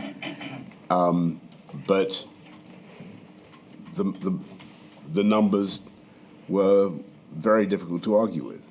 Can I ask, as far as you were concerned, in January 21, was there a direct causative link between closing schools and reducing the R number? Or was it the effect of closing schools on the public messaging, which seemed to be one of the papers... The Ming vase point? Yeah. No, I think it was... well, I mean, obviously it was... Was it both? It was both. But as I understood it, the schools alone could take about 10 or 20% out of the R. So if the R is 1.1, that obviously gets you halving rather than doubling, and that's a critical thing. Thank you. Mr. Johnson, I think from everything you have said, that you accept that these periods of school closure had the most awful impact on all children in England of school age, and also a disproportionate impact on those most disadvantaged children in our society. And it was for that reason, wasn't it, that you appointed Sir Kevin Collins as Educational Recovery Commissioner, is that right? Yeah. Just before we go on to his to your evidence about his appointment and his recovery plan, I just wanted to refer to an account that was given to the inquiry, and it's Every Story Matters piece of work. And this was selected because, on the one hand, it's probably a story that isn't that out of the ordinary for many young people, but I read it. It's about the footballer. Yes. I'm just going to, maybe if we bring that up on screen, please. But the parent who set out, my eldest son was expected to get scouted at 16 by a football club, but lockdown started shortly after his 16th birthday. After many months without intense training, his fitness and skills dropped, and he feels he was robbed of the chance to make it. This caused him to become depressed. Along with having missed his school leaving, GCSEs being ruined, not seeing his girlfriend, and all his social life being put to an end, his depression levels started to rise. One evening in July 2020, I got a call from his friend's mum saying he was threatening to attempt suicide and had gone out at 2 a.m. to a wood. Thankfully, he had told his friend, who went out to find him, and we quickly sought mental health support privately. So there are probably many stories like that across England, but extraordinary for the family who finds themselves in that situation, yes. Terrible, yes. And the impacts, obviously, there were educational impacts, but the impacts went far, far beyond that, didn't they? They did, and it was one of the reasons, whether the main reason, why I was so deeply reluctant to go with school closures throughout the time, because after the first lockdown, I went to see a school in. I saw several, but I remember going to one in Kent and talking to the kids. It was obvious that some had been fine, and some had been very far from fine. And I'd say the most had been fine, but a significant number of kids were very badly affected by this thing, and it was very difficult to remediate. And we did our best as I've said out in my statement. Do you think the consequences have proved to be worse than you anticipated?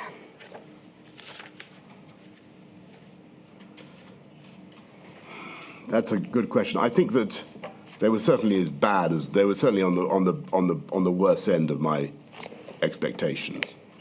Some of the things that happened, yeah. So the appointment of Sir Kevin Collins was a chance, wasn't it, to help children recover and to compensate for the sacrifice that they had made, which was largely for the benefit of everyone else in society. Do you agree? And Sir Kevin Collins, and we can bring this up quickly, I think, it's at INQ 000542716, page 1, please. This is a very neat visual representation of what he was suggesting by way of his recovery plan. Do you agree? Yes, absolutely. And the one thing that I think he placed a real premium on, and we'll come to this in terms of its cost, was adding to the time that children would have in school. Thank you, that can come down. And one of the reasons he was keen that children have time in school was because it would afford the opportunity for other enrichment activities. Correct? Absolutely. It wasn't just getting kids back to school so that they can do maths. It was about all of the other activities that help children's development. And I think we see in Sir Kevin Collins' statement, and again, if we could bring this up briefly, please, INQ 000649897. And I think we can take it, please, from page 8. Thank you. Paragraph 3.13 and 3.14. He sets out in the course of this statement, Mr. Johnson, and I know you've seen it, about the contact he kept with you in order to be able to keep you updated with the plans that he had, correct? That's right. And do you accept that one of the reasons he did that was because effectively he wanted to keep you on board with them? Yes. And thank you, that can come down. And he sets that out. Sorry, if we could keep the statement up. He sets out from paragraph 3.23 onwards about the updating that he provided to you. It's 3.23. So he sets out here, I won't read through all of this, Mr. Johnson, but that he had sent you a note on the 26th of February, and where he had sets out here the amount of loss that school closures had produced, the economic loss. And if we could just carry on, please. At 3.24, he explains that he set out the pillars of his plan. Thank you. At 3.25, I think an endorsing note from you that you were pleased with his direction of travel. And then at 3.26 and 3.27, he explains that he also made clear the costs of his plans as well, correct? Yes. And I think importantly, for our purposes, he sets that out at 3.27. So in other words, on the 5th of March, Yes. he had provided the costings. And he explains, and again, we can take this from 3.39, please.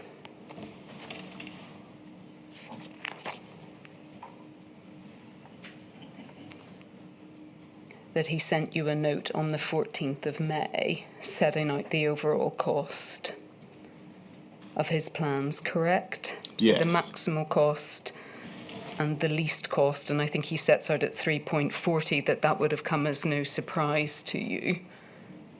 Yes. Because he had set that out a number of months before, correct? Yes. And it's right, Mr. Johnson, isn't it, that after this point, the plans were steadily whittled down? Yes, and not surprisingly, because 15.9 billion is a lot of money, but yes. Yes, well, I think the question is, why didn't you say that in the March of 2021 when he was developing those plans? Well, because I wanted to test his proposals, and I wanted to see the evidential basis for what he was arguing for.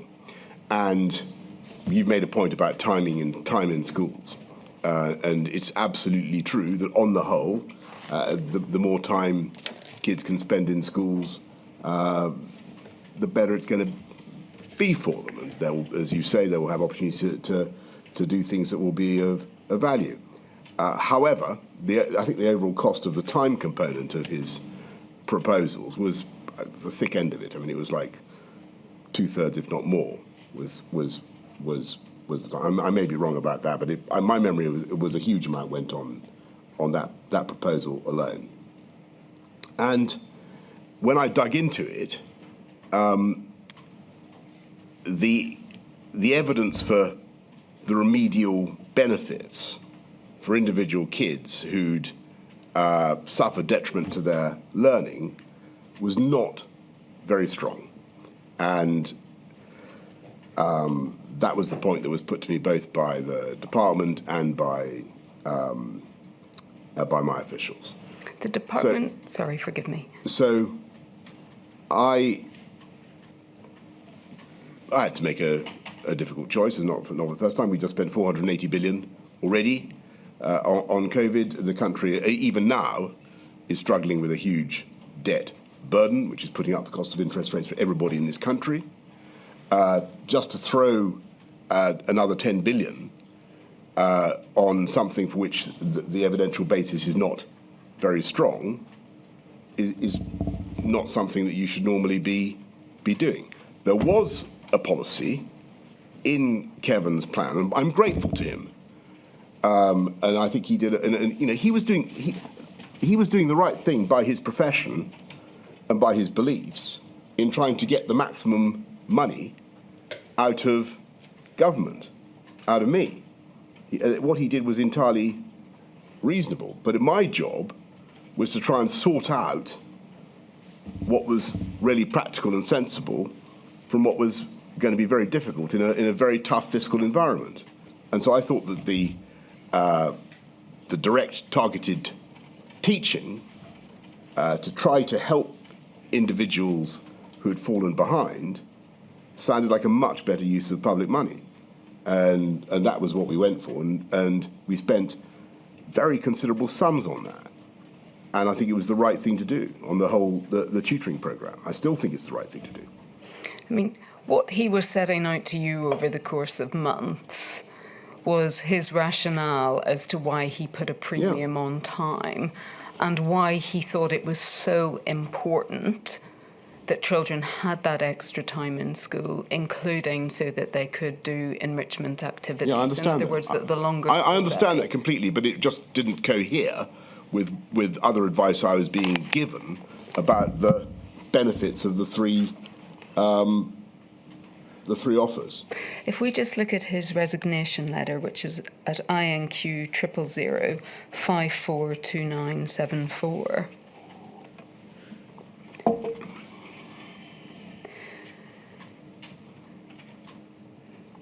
Because it's right, isn't it, Mr. Johnson, that when he saw how much the plans had been whittled down and the amount of proposed spending, that he felt his position was untenable, correct? Well, to be fair to Kevin, he'd done his job. You might say his position was untenable, but he was functus officio, as they say. He'd done it. You know, he produced his report, and it was very, very good. But clearly, he was aiming very high. Well, he wasn't functus because he resigned, correct? And you had wanted him to stay on, hadn't you, and to endorse the plans? Well, that would have been great, but that would have been great. Yes, look, I mean, of course, I regret his resignation, but I mean, he'd done what I needed to do. He'd done a great deal of work, and I'm very grateful to him because he had looked genuinely and hard at how you could help kids who'd suffered from COVID. Now, I had to put that through our Mincer and work out what was really valuable and where we would end up. And the advice I was being given was that the policy with the greatest benefits was the targeted teaching.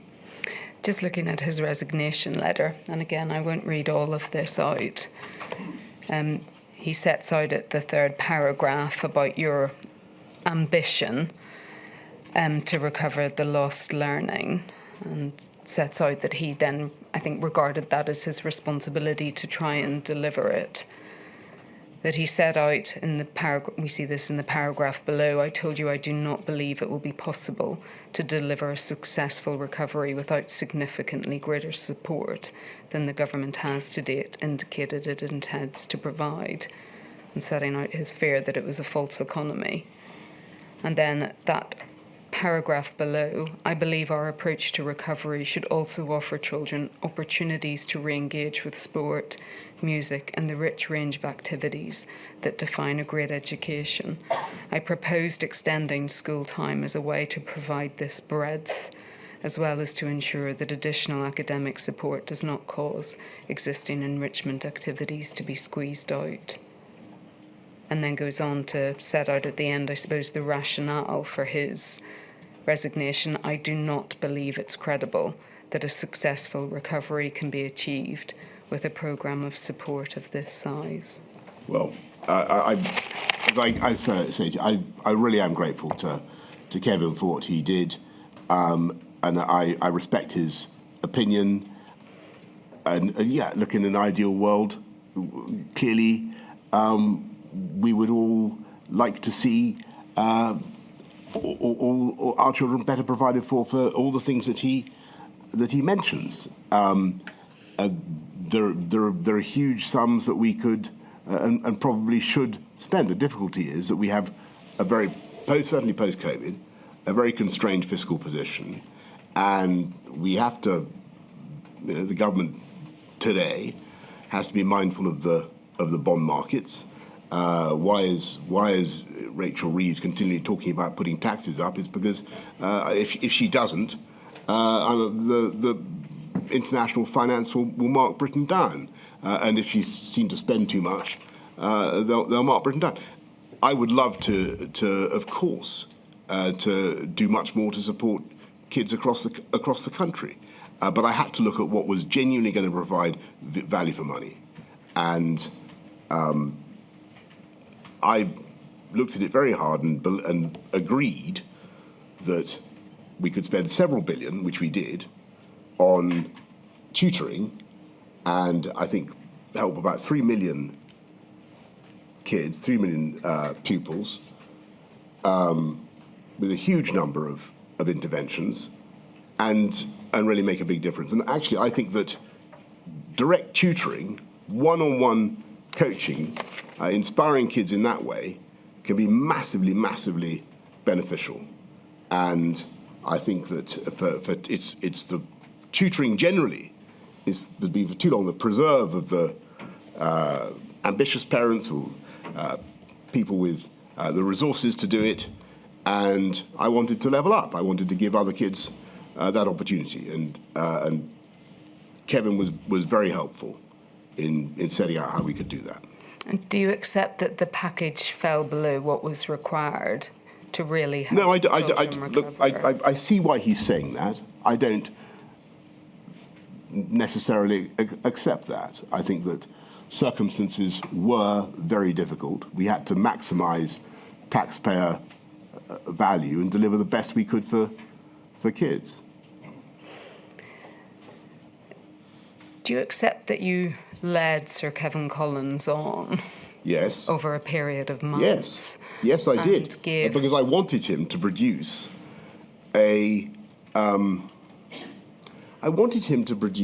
his wish list. I liked him. I liked him. I thought, I saw eye to eye with him on what he wanted to do in many ways, and so I wanted to hear from him what, in an ideal world, he would do, and that's what he produced. And in my view, it was simply the parts that he mentions in that letter were too expensive and didn't have the same impact as some of the other proposals. I think what you said in a message to Miss Misra, who worked within Downing Street. Yeah, Mirza, yeah. Mirza, forgive me. You said to her in a message, I don't think I need to go to it, I did encourage him and allowed myself to be carried away, and he thought he was on to a big winner, correct? That sounds like a pretty fair summary, yes. So, I mean, for all the protestations about regret and the cost borne by children, you seem to shrug off this episode as though it were almost... No, on the contrary. On the contrary, I think that,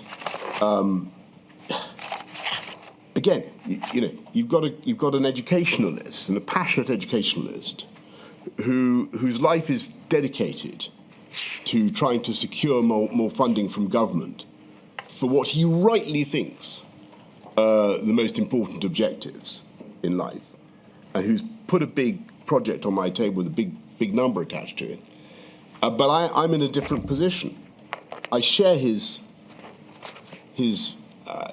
desire, but I'm limited by the position we're in, and also by the need to be mindful of taxpayer value, and frankly, to get for kids the best outcome. Because I think that, and maybe I'm wrong, but my impression was, talking to a lot of people, that the targeted teaching thing was a more effective way of helping than the timing.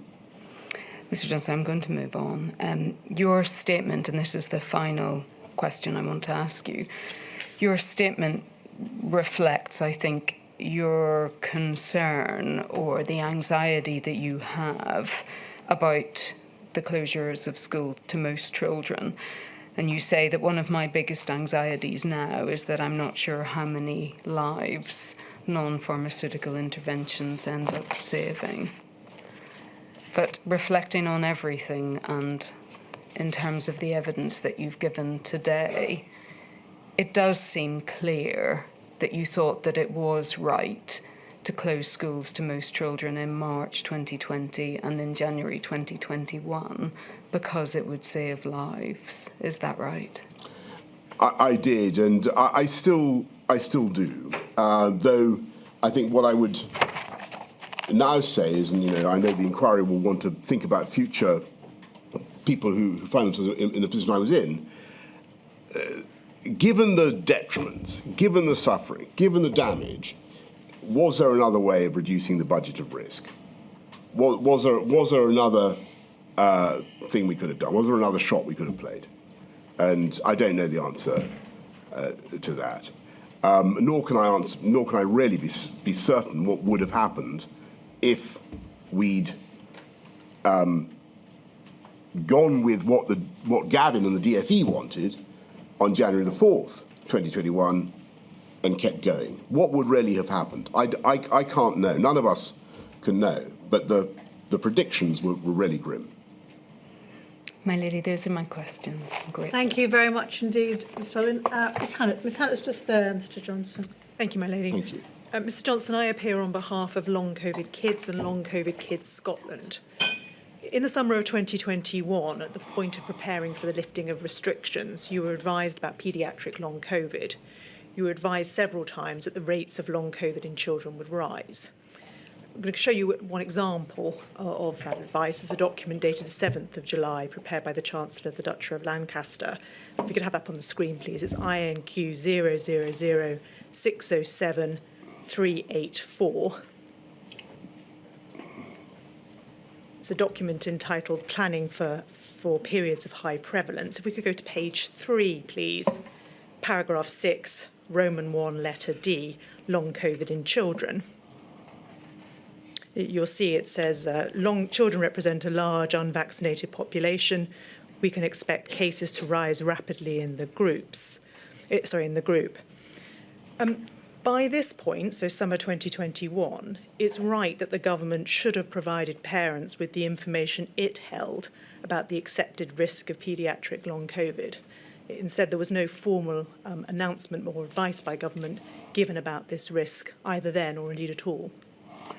Well, thank you very much, and I want to repeat my sympathies for the sufferers of long COVID, which, as everybody knows, it took me personally as Prime Minister some time to establish, and the facts about long COVID it took a while to be produced for me. And if you look, if we had this before, my lady, with the request I made for a paper on it. As for long COVID in children, I honestly don't remember being advised about the impacts of long COVID of COVID-19 in children, and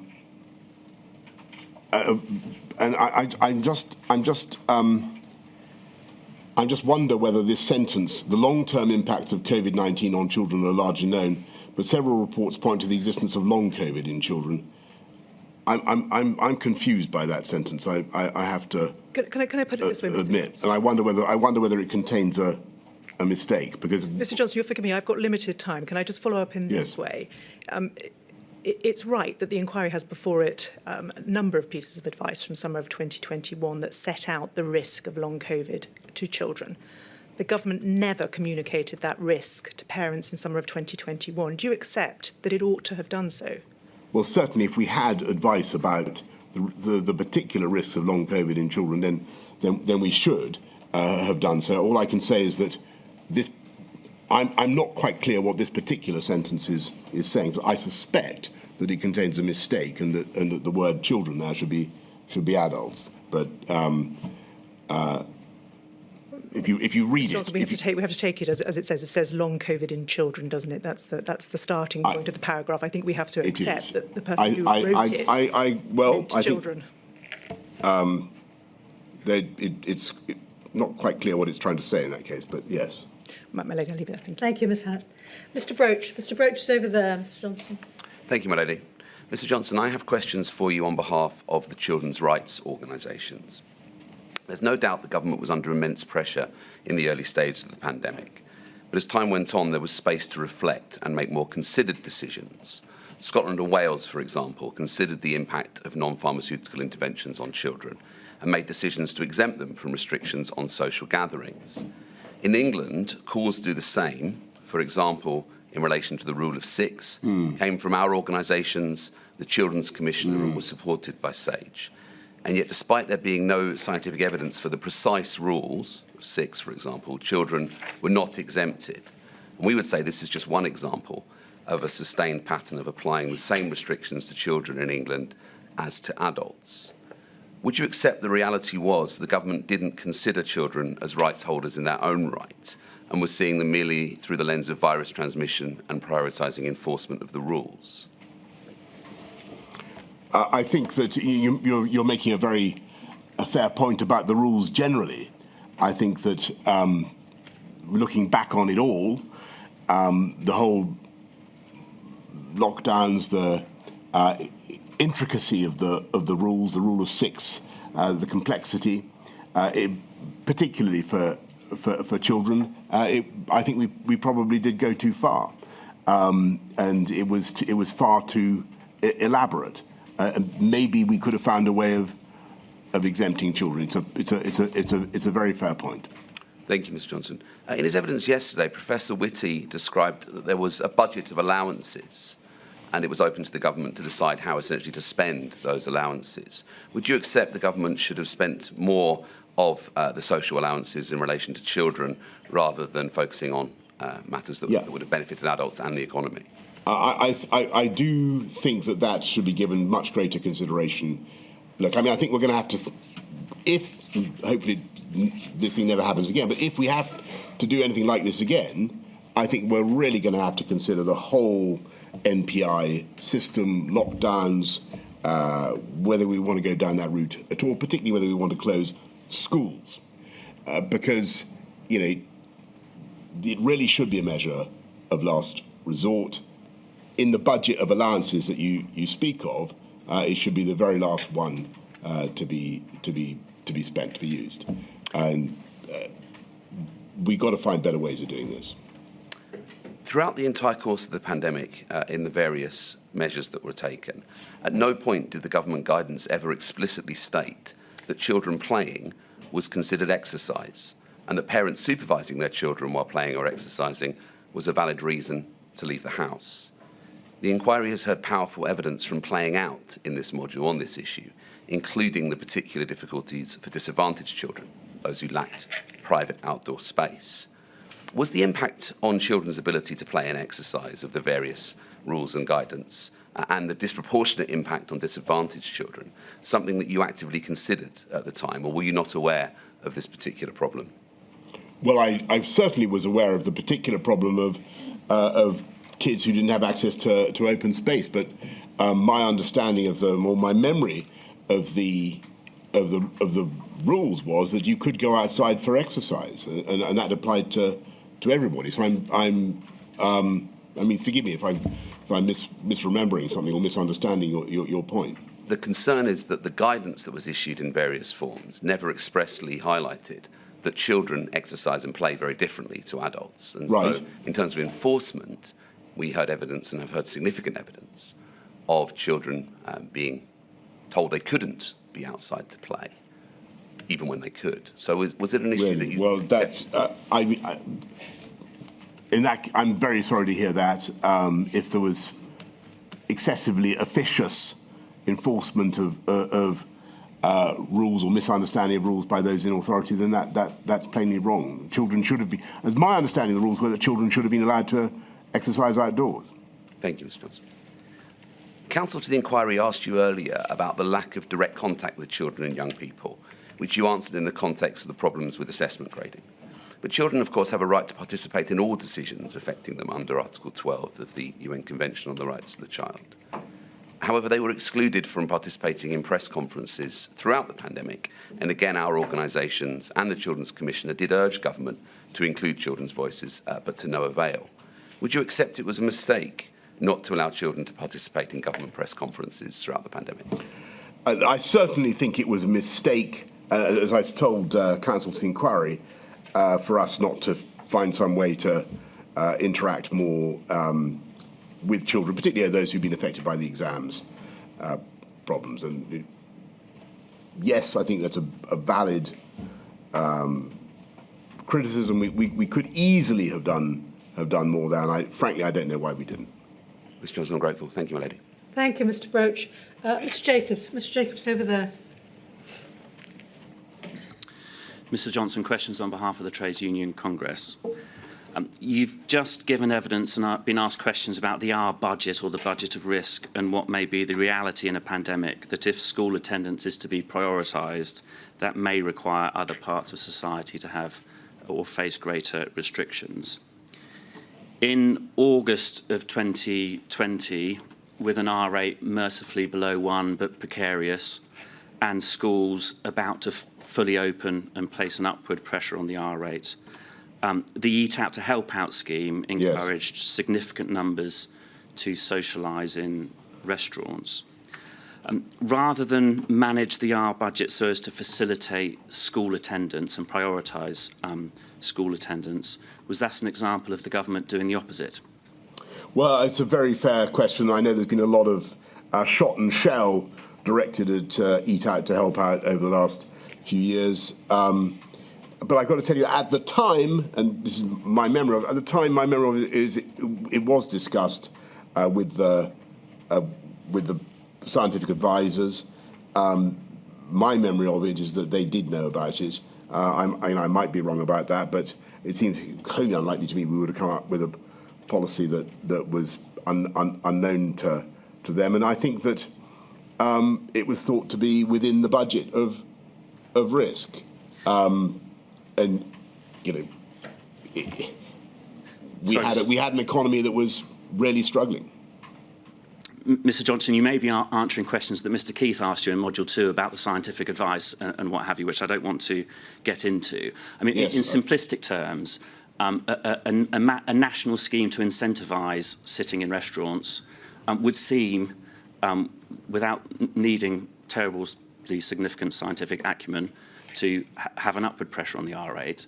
So on this question of prioritisation, do you think actually on reflection that was the government not prioritising facilitating school attendance? I think it's genuinely. I think it's impossible to know. I think that's the terrible reality of all these interventions is we don't know the individual value of any of them. You know, we speak about schools being 10 to 20% or whatever, but we don't know. I think that it was felt at the time that, given where the R was, given the state of the economy, it was reasonable to proceed with Eat Out to Help Out. Would you question that in retrospect? Well, lots of people have. But what it was that actually pushed the R back over 1, who knows? I'm going to try and deal with another topic in my time. Proactive engagement with unions in the education sector. You've been asked about a decision you made on the 6th of August 2020 to not share contingency plans. Realistically, Mr. Johnson, is that not the antithesis of having constructive and mature engagement with a sector that was responsible for educating children? The decision was not to prevent the contingency plans from being circulated at any stage. The decision was just to hold it back until such time as we really needed to go with it. And I'm sure that the unions and the schools would have been more than capable when the moment came of rising to it and dealing with it. But I'm sure everybody remembers, at the time, there was some politics in the whole question of whether schools were safe, and I thought it was important to get kids back into school and to have some forward momentum, and that was the objective. Mr. Johnson, is it not the case that contingency planning was needed at that time? Because just as you and your government can see a fraught winter, school leaders can see a winter fraught with difficulty and having to teach in different ways, trying to support vulnerable children in very difficult circumstances. They need to be equipped. Yes, but the contingency you're talking about is closing schools. Well, I think it's a whole variety of contingencies, actually, that the Department of Education... No, this particular contingency was closing schools. I think that's my time. Thank you, Mr. Johnson. Thank you. Thank you, Mr. Jacobs. Ms. Beattie, who's just there. Mr. Johnson, I ask questions on behalf of National Disabled People's Organisations. Yes. On the 18th of March 2020, the day that you announced school closures, the COBRA meeting was informed of SAGE modelling, which assumed that schools should be kept partially open to ensure that key workers could continue to contribute to the national effort. As at 18th of March, you tell us in your statement, you had no doubt that if schools closed, it would be devastating, and you were under no illusions that it would hurt the most vulnerable the most. At the COBRA meeting, in summing up, you said that a minimal school service should be made available for the children of key workers and for vulnerable children. But the actions of the COBRA meeting were to agree a list of key workers. No actions from the meeting concerned vulnerable children. Now, Mr. Johnson, I'm sure you'll agree that actions speak louder than words.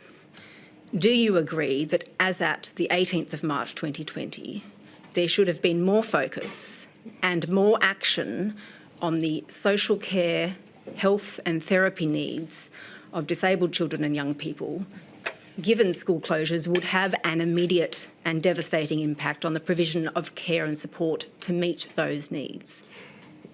Thank you very much. I'm sure that the department was looking at the needs of the vulnerable kids, including disabled kids, because that is spelt out in that document that I relied on so extensively to show that they were indeed mindful of the problems that they were going to encounter or they would encounter in closing schools. So, Mr. Johnson, what I'm trying to say is it wasn't, your question to me is, was it, why weren't we as a government taking more account of this? As far as I can tell, we were. And so that is the paper which Council of the Inquiry took you to before of the 15th of March, the citing note, where you agreed that there was nothing of substance on vulnerable children and support and services for vulnerable children, that the paper didn't deal with that. Is that correct? No, my impression was that it did mention vulnerable children. I don't have it before me now, but I remember it. I think it mentioned them. It mentioned them and it had nothing of substance, and you agreed when Ms Dobbin put it to you earlier that it did have nothing on substance on vulnerable children. Is that right? Well, I honestly, if that's what I don't remember saying that to Mrs Dobbin, but perhaps I did agree with her assertion. All I can say is that if you look at that paper, it contains a reference to the needs of vulnerable children, and perhaps we could have done more, and I'm more willing to accept that there were lessons we could have learned, and more we could have done. But it struck me then that was a pretty comprehensive list of the issues that the department faced. So it may have been a list of the issues, but what concrete measures did you put in place, or did you know were being put in place at the time to avert what you say you knew then was an immediate and devastating impact which would hurt the most vulnerable the most? Well, as far as I can remember, the most important thing we did was to try to keep schools open. Right, that was our best answer. Can you name anything else more specific than that? And to make sure that in the event of closures, that all the packages available for the support vulnerable children, disabled children in particular, was still available to them. Now, how exactly that was going to be done was clearly a matter for the relevant departments. So, Mr Johnson, your answer seems to amount to the fact that you are taking steps to try to keep schools open. Is it in fact the case that the government's primary concern at that time was to make provision of a minimal school service for the children of key workers with insufficient focus on the needs of vulnerable children? I doubt very much that we ignored the interests of vulnerable children. I really do. But it's now so long ago that I'd have to go back over the papers and look and see what we put in place. Nothing springs to mind. Well, not at this stage, and not without, I'm afraid, without notice of your question. But I'd be happy to write to you. Thank you, Ms. Beattie. Mr. Wagner, who's that way? Good afternoon, Mr. Johnson. I act for clinically vulnerable families. I want to ask you first about a message that you sent to Gavin Williamson on the 6th of July 2020. This is referred to at paragraph 48 of your statement. And you were asking about why school numbers, people returning to schools, seemed low. And he replied, noting that all schools were open and referring to the need to push on compulsory attendance and the message of normality. And you said, I encouraged him to continue the job. I just want to ask you about that message of normality. Would you agree, July 2020, this is months before the vaccine was widely available, was available at all?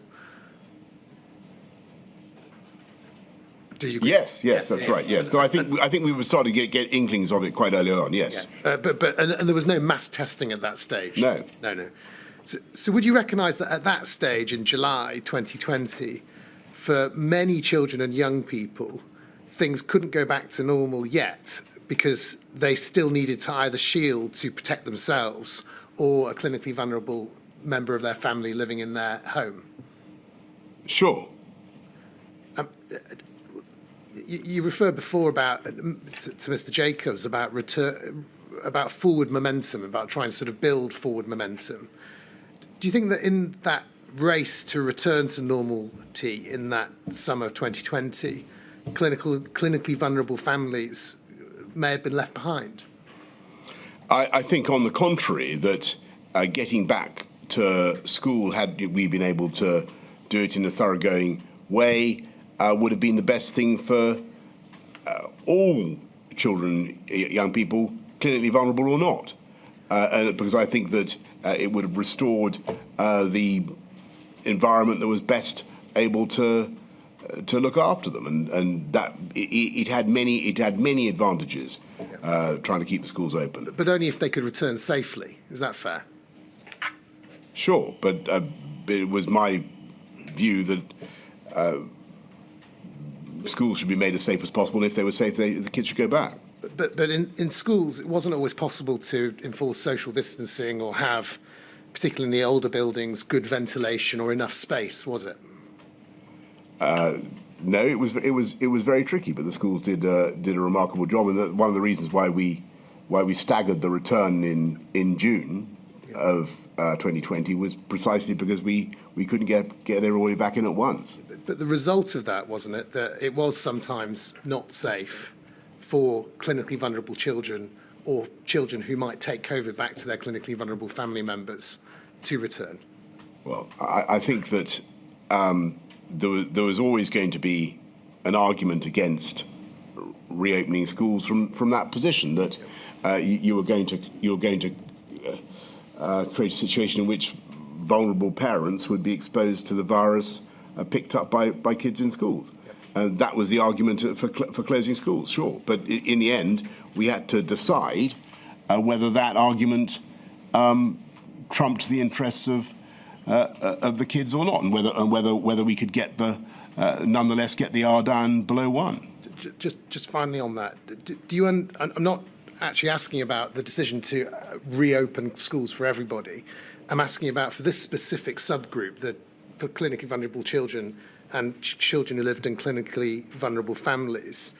Do you understand why, at that point, many of those people will have felt it was safer to educate their children at home rather than send their children back to school? I can see why they might have felt as they did, but clearly I thought it was best for everybody if they could get back to school, and I wanted schools to be as safe as possible. Thank you, Mr. Johnson. Thank you, Mr. Wagner. That completes the questions we have for you, Mr. Johnson, apart from one from me. There are a number of people who've been making submissions and asking questions during the course of this module who believe, and there's a perception that the interests of children, well, generally, not just the loss of learning, weren't taken into account. Just putting that to one side at the moment, I haven't made any findings as yet, but if there were anything in that perception, as somebody who's got a lot of experience of working in government and, of course, leading the UK government as Prime Minister, could a Minister for Children, taking it as away from just one government department, education, could a system of a Minister for Children work, and would it work? I've thought about that, my lady, and I wondered about whether to create another ministerial function. I think